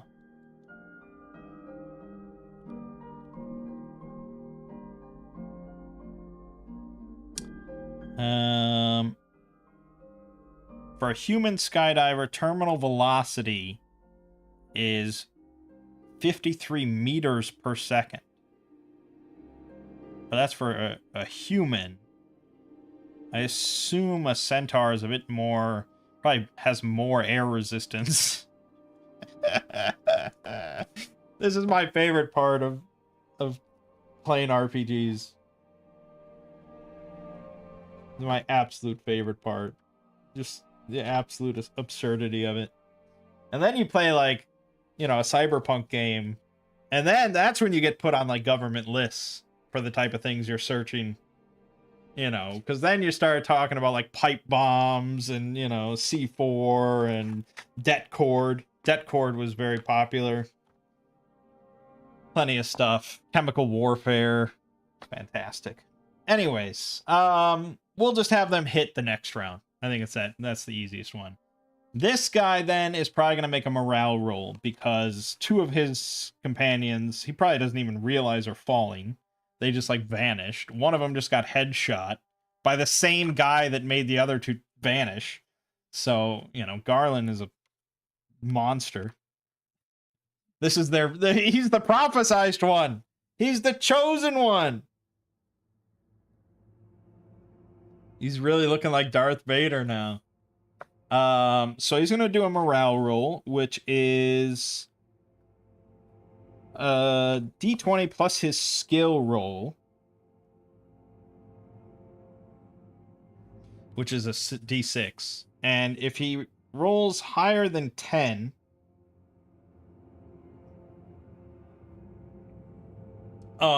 he will stick around and keep fighting. And then basically every future morale check, the number increases by 5.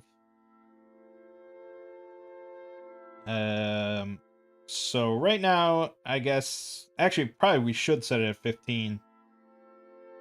He's facing a great fear, and the battle is nearly lost, as far as he's concerned. So he rolled a 19. All right, so he's sticking around still. Is a centaur bigger or smaller than an average horse? Probably around the same size, maybe slightly bigger with the human torso and everything. I don't know. I guess they also have extra set of arms, right? Because they have they've got the 4 horse limbs, and then they have 2 human arms. So yeah, I mean they're probably a bit bigger. So he's going to yeah, he's going to try and get away from her and from Garland. 4, 5, 6. He's going to fire his short bow at Brianna, who is the closest threat. He got a 13 plus 2. 15 is enough to hit her. Because... yeah, equal or exceed. So he's going to roll his d6 damage of 2. And he puts a little dent in her armor, and she just glares at him. Pissed. I'm fulfilling the prophecy without trying. I mean, yes, if I do wipe out the whole band of the silver, or band of the Iron Hoof, I will reunite the centaurs. Alright, I mean, that was his turn. This guard's gonna shoot. He actually hit for 4 damage. Very nice. Our centaur buddy is gonna shoot.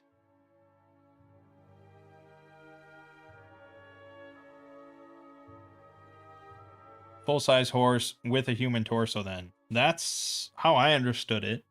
And in Heroes of Adventure, they're listed as a large creature.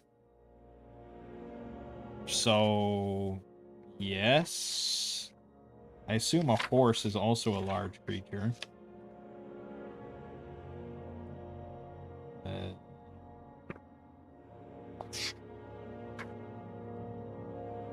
Maybe? Horse even listed here? Yes. Yes, it's also a large creature. I don't know.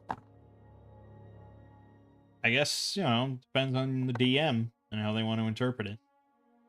Alright, so our buddy Centaur rolls a 15 and a 5, so he hits, and he does 5 damage. This guy is fucked.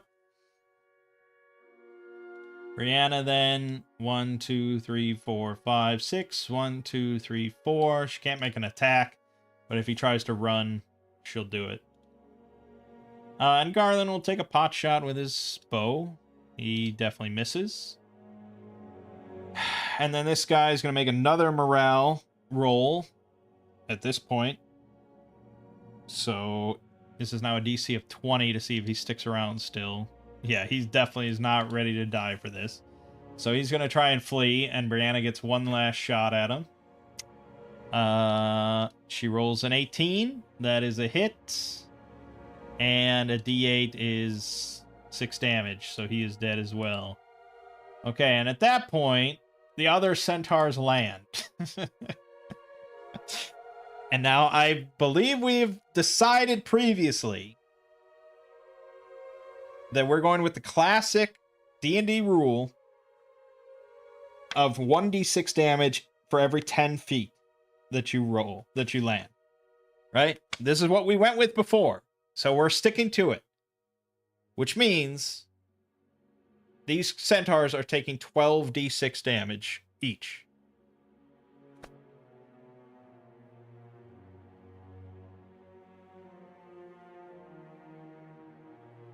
A 120 feet. It's insane. I mean, that's literally for them a save or die. If they failed to save against my magic check, they die. And with empowered, I didn't want to be that cheesy, but with empowered, if I had spent 3 health, I could have targeted all 4. So, okay, let's do 12d6. And we'll just do one roll for both of them. We'll just make it even. So both of these centaurs with 15 health take 37 damage.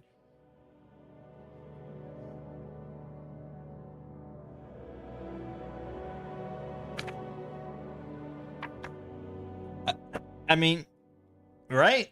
Isn't that fair?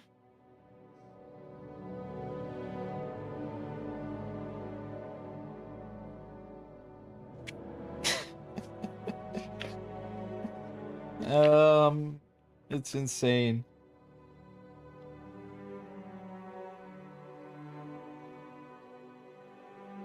This is why I knew. This is why I knew. As soon as I saw a spell named Portal, I was like, yep, that's it. That's one of the most powerful things I can take. Because, I mean, yeah, if you're fighting flying creatures or something, yes, okay, it's essentially kind of worthless. But against most creatures that I'm going to look at in this bestiary, it's basically an insta-kill. Or sort of insta-kill. 120 feet. And if I empowered it, it would be 240 feet.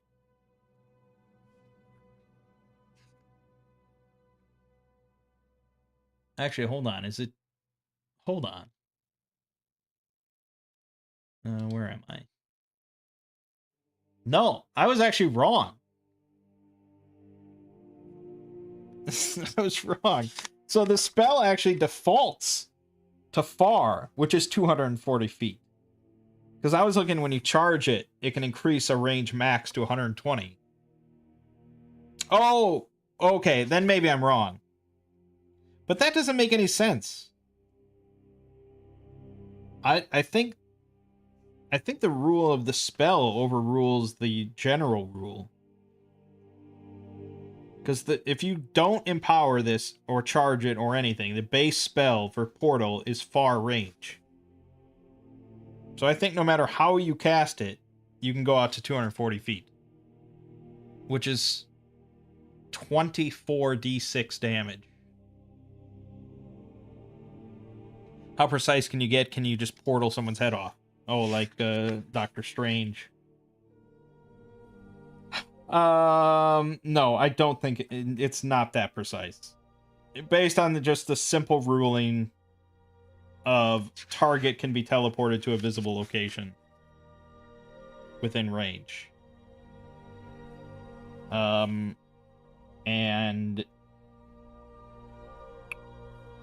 I think it clarified what a target was somewhere in the rules, but yeah, usually like body parts are not a target.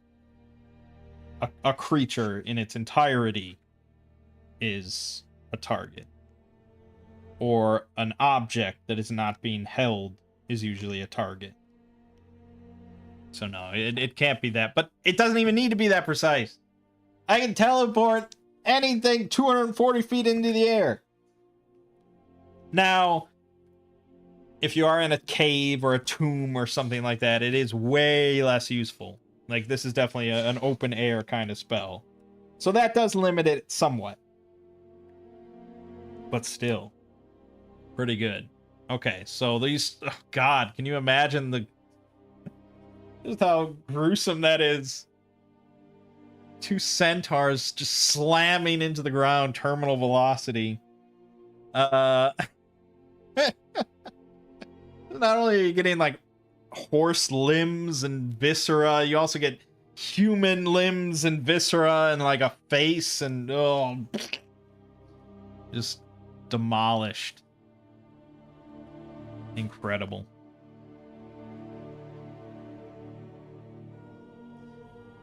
Yeah. But yeah, it's got its drawbacks. It's not a one size fits all problems. But for this one, pretty good.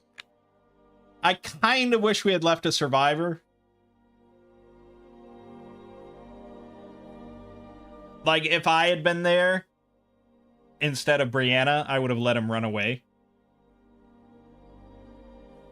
But I think it makes sense. Like, she wouldn't have let him. Why would she let him run away? She's just going to cut him down.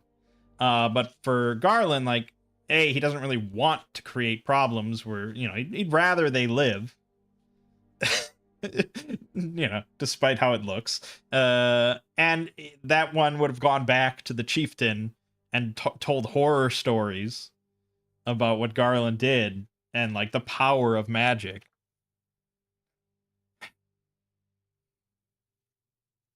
Now that he has no witness, so it's a bit of a bummer, but still, we won the day.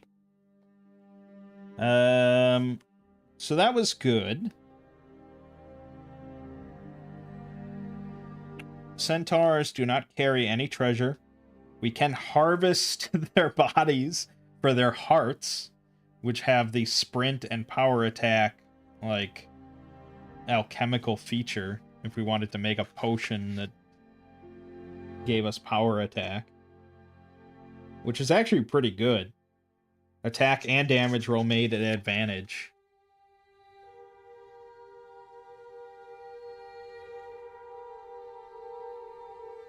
So you could turn it into a potion as, like, a single use effect sort of thing. You drink it and then your next attack and damage made at advantage, which is pretty good. Or you can craft it and turn it into, like, an object or a weapon that applies that effect.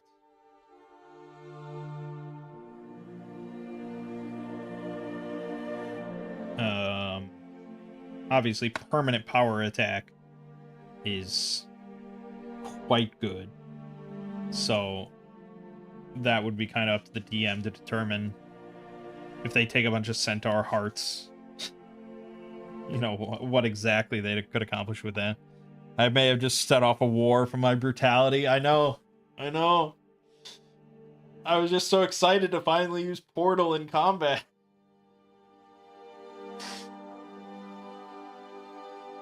Pretty wild stuff.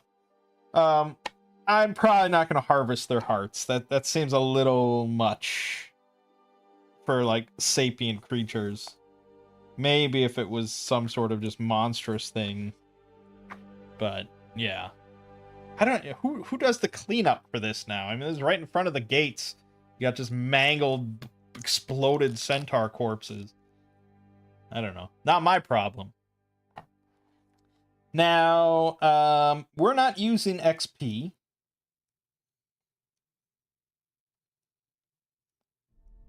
And actually, this game doesn't use XP for monsters or anything like that. That's a D&D kind of old school concept nowadays. So, leveling up, advancement.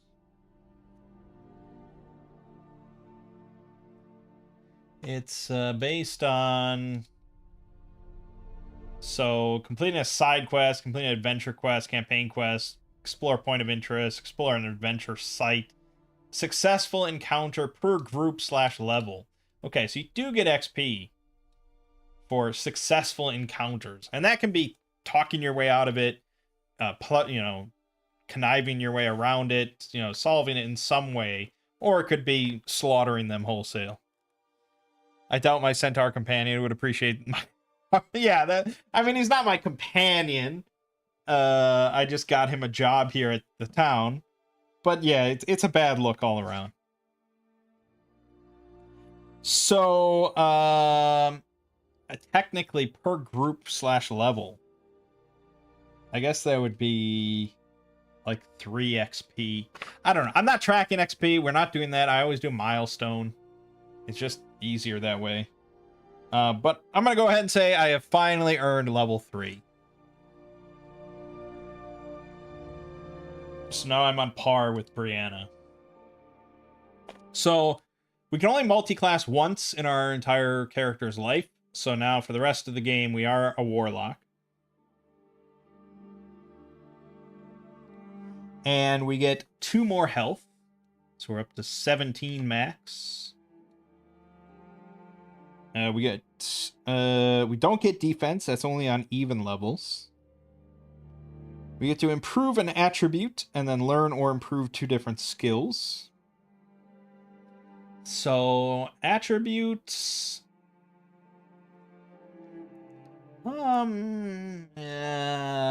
senses maybe? We don't really roll it too much.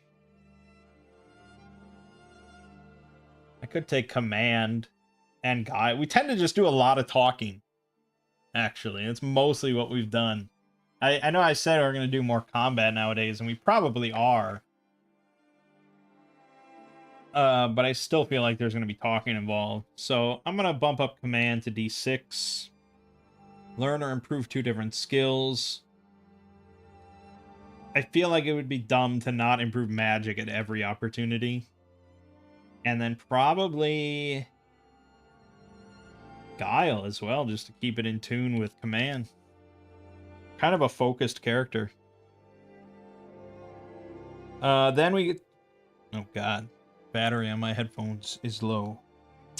We get to learn 1 new class ability, and then we get to gain proficiency with 2 new spells of domains that we know.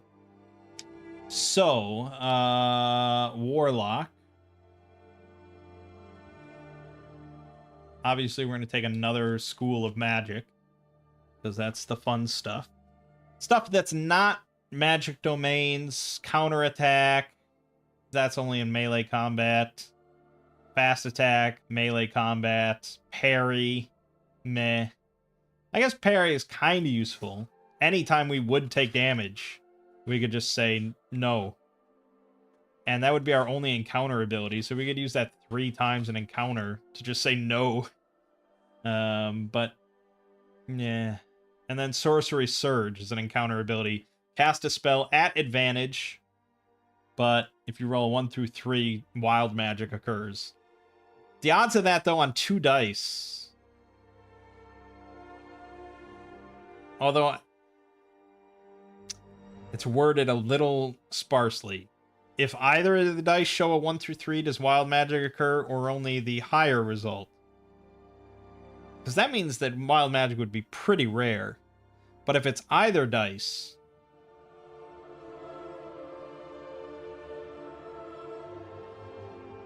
It's hard to say, because I mean, like, Brianna gets her ability as an encounter ability, where both her and an ally get to just attack with advantage, with no drawback.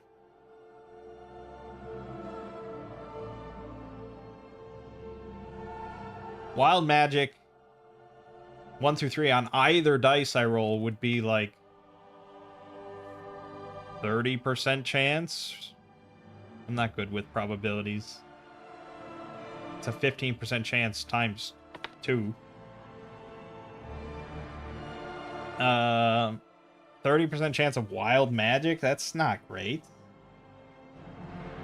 That's not great for anybody.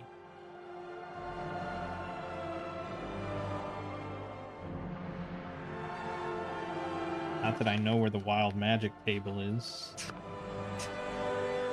Let's start. Yeah, so...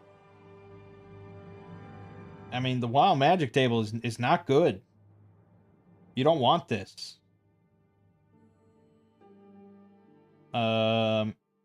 Caster's appearance alters in a strange way for the adventure. Spell fails, and the caster has to try and cast the same spell again the next round. Caster gains an ugly mutation, which lasts for the remainder of the session. Caster paralyzed. Magic 10, check 10 at the start of each turn to snap out of it. Gain disadvantage on all spell checks for the encounter. Wild magic drains D4 health. Sounds fun. I mean, I guess it depends on your interpretation.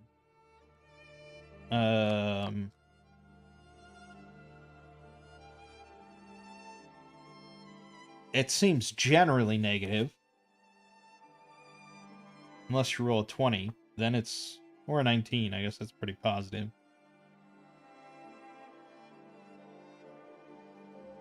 I just wish it was a little clearer, but... Alright, I mean, we'll say yes. If either dice show a 1 through 3, cast a spell at advantage. But it's kind of a moot point, because really I just want more magic. So we want another domain. So it's air, arcane, earth, fire, form, ice, psionic, matter, water. That's a lot of spells. I'm drawn towards psionic, of course, as always. Because then we could really get up to some shenanigans.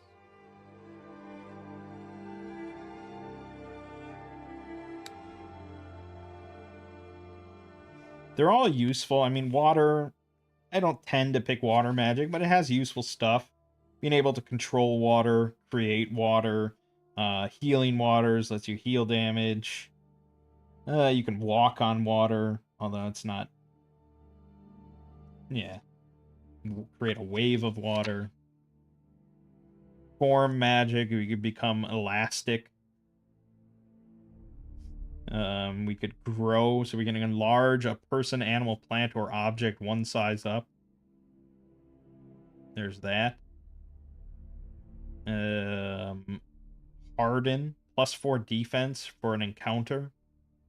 Haste, take an extra action per combat turn. I mean, that's pretty good. Could make something otherwise drab into an interesting situation. Yeah, I mean, if I was just DMing, I would certainly encourage all of my players to take Sorcery Surge and get more wild magic in the world. As a player, though, it's like, but I agree in essence. Magical abilities are kind of OP. Yeah, but more magic. I mean, I get what you're saying, but I could get more magic. With matter, we could choke an enemy.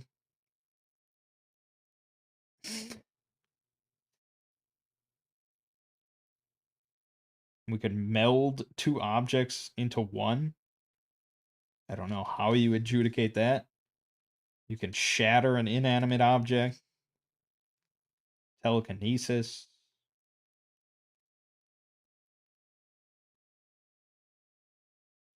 I mean, fire is always fun. Everybody loves fire.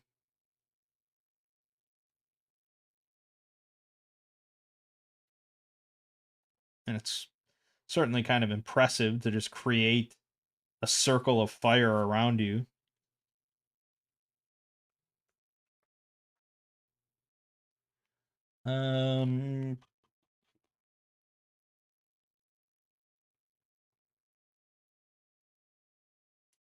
I don't know. I'm probably going to go with psionic. And just so we can go over psionic. You've got domination.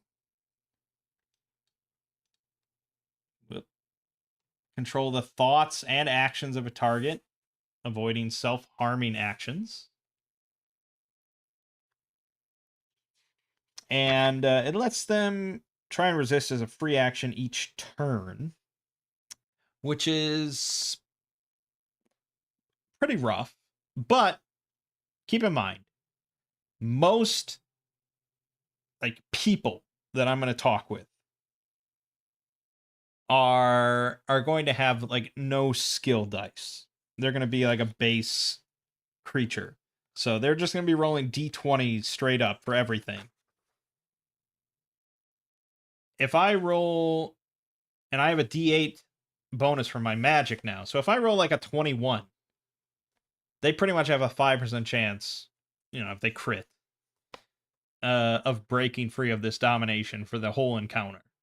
So, yeah, I mean, you could, but it depends. Obscure hides a target or object from view, making them difficult to detect. Mind reading. Projection, project an image of something in the target's mind which they believe is real. Precognition, ask one question to gain knowledge of an event that may occur within the day, which the referee will answer truthfully. Okay, I don't know how I guess. Psychic Blast, if we just wanted a straight up damaging spell.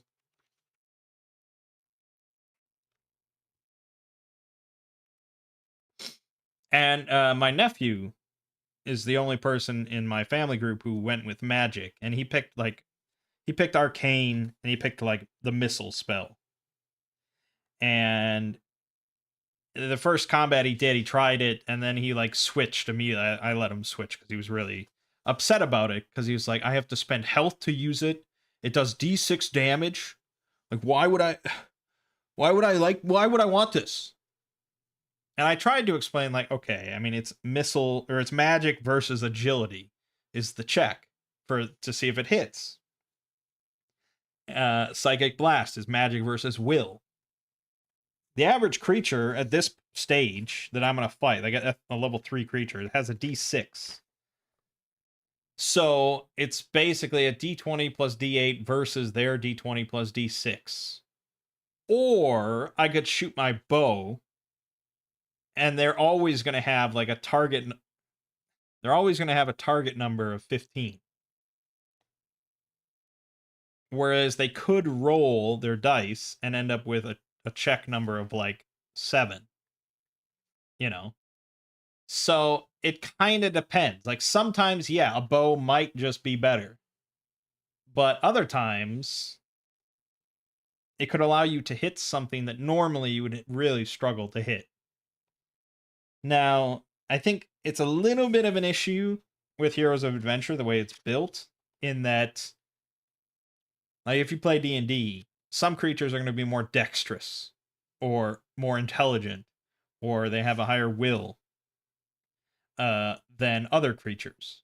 Each one kind of has its own stats. Whereas in Heroes of Adventure, to simplify everything, they just get the one skill die. They have a D6 in everything. So if this were a different game, you could say, okay, I'd use Psychic Blast against targets with a really low will. But it doesn't really matter in this game. So I can sort of understand the argument a little bit, but I still think it has its purpose. I don't know, telekinesis, you can move stuff with your mind. Telepathy, you can communicate mentally with creatures. Will gives you damage resistance 1 and advantage against external effects for a whole encounter. I don't know. They all have... Everything has uses. Everything has uses. I don't know. I'll probably sit on it until next week, and then we'll decide then.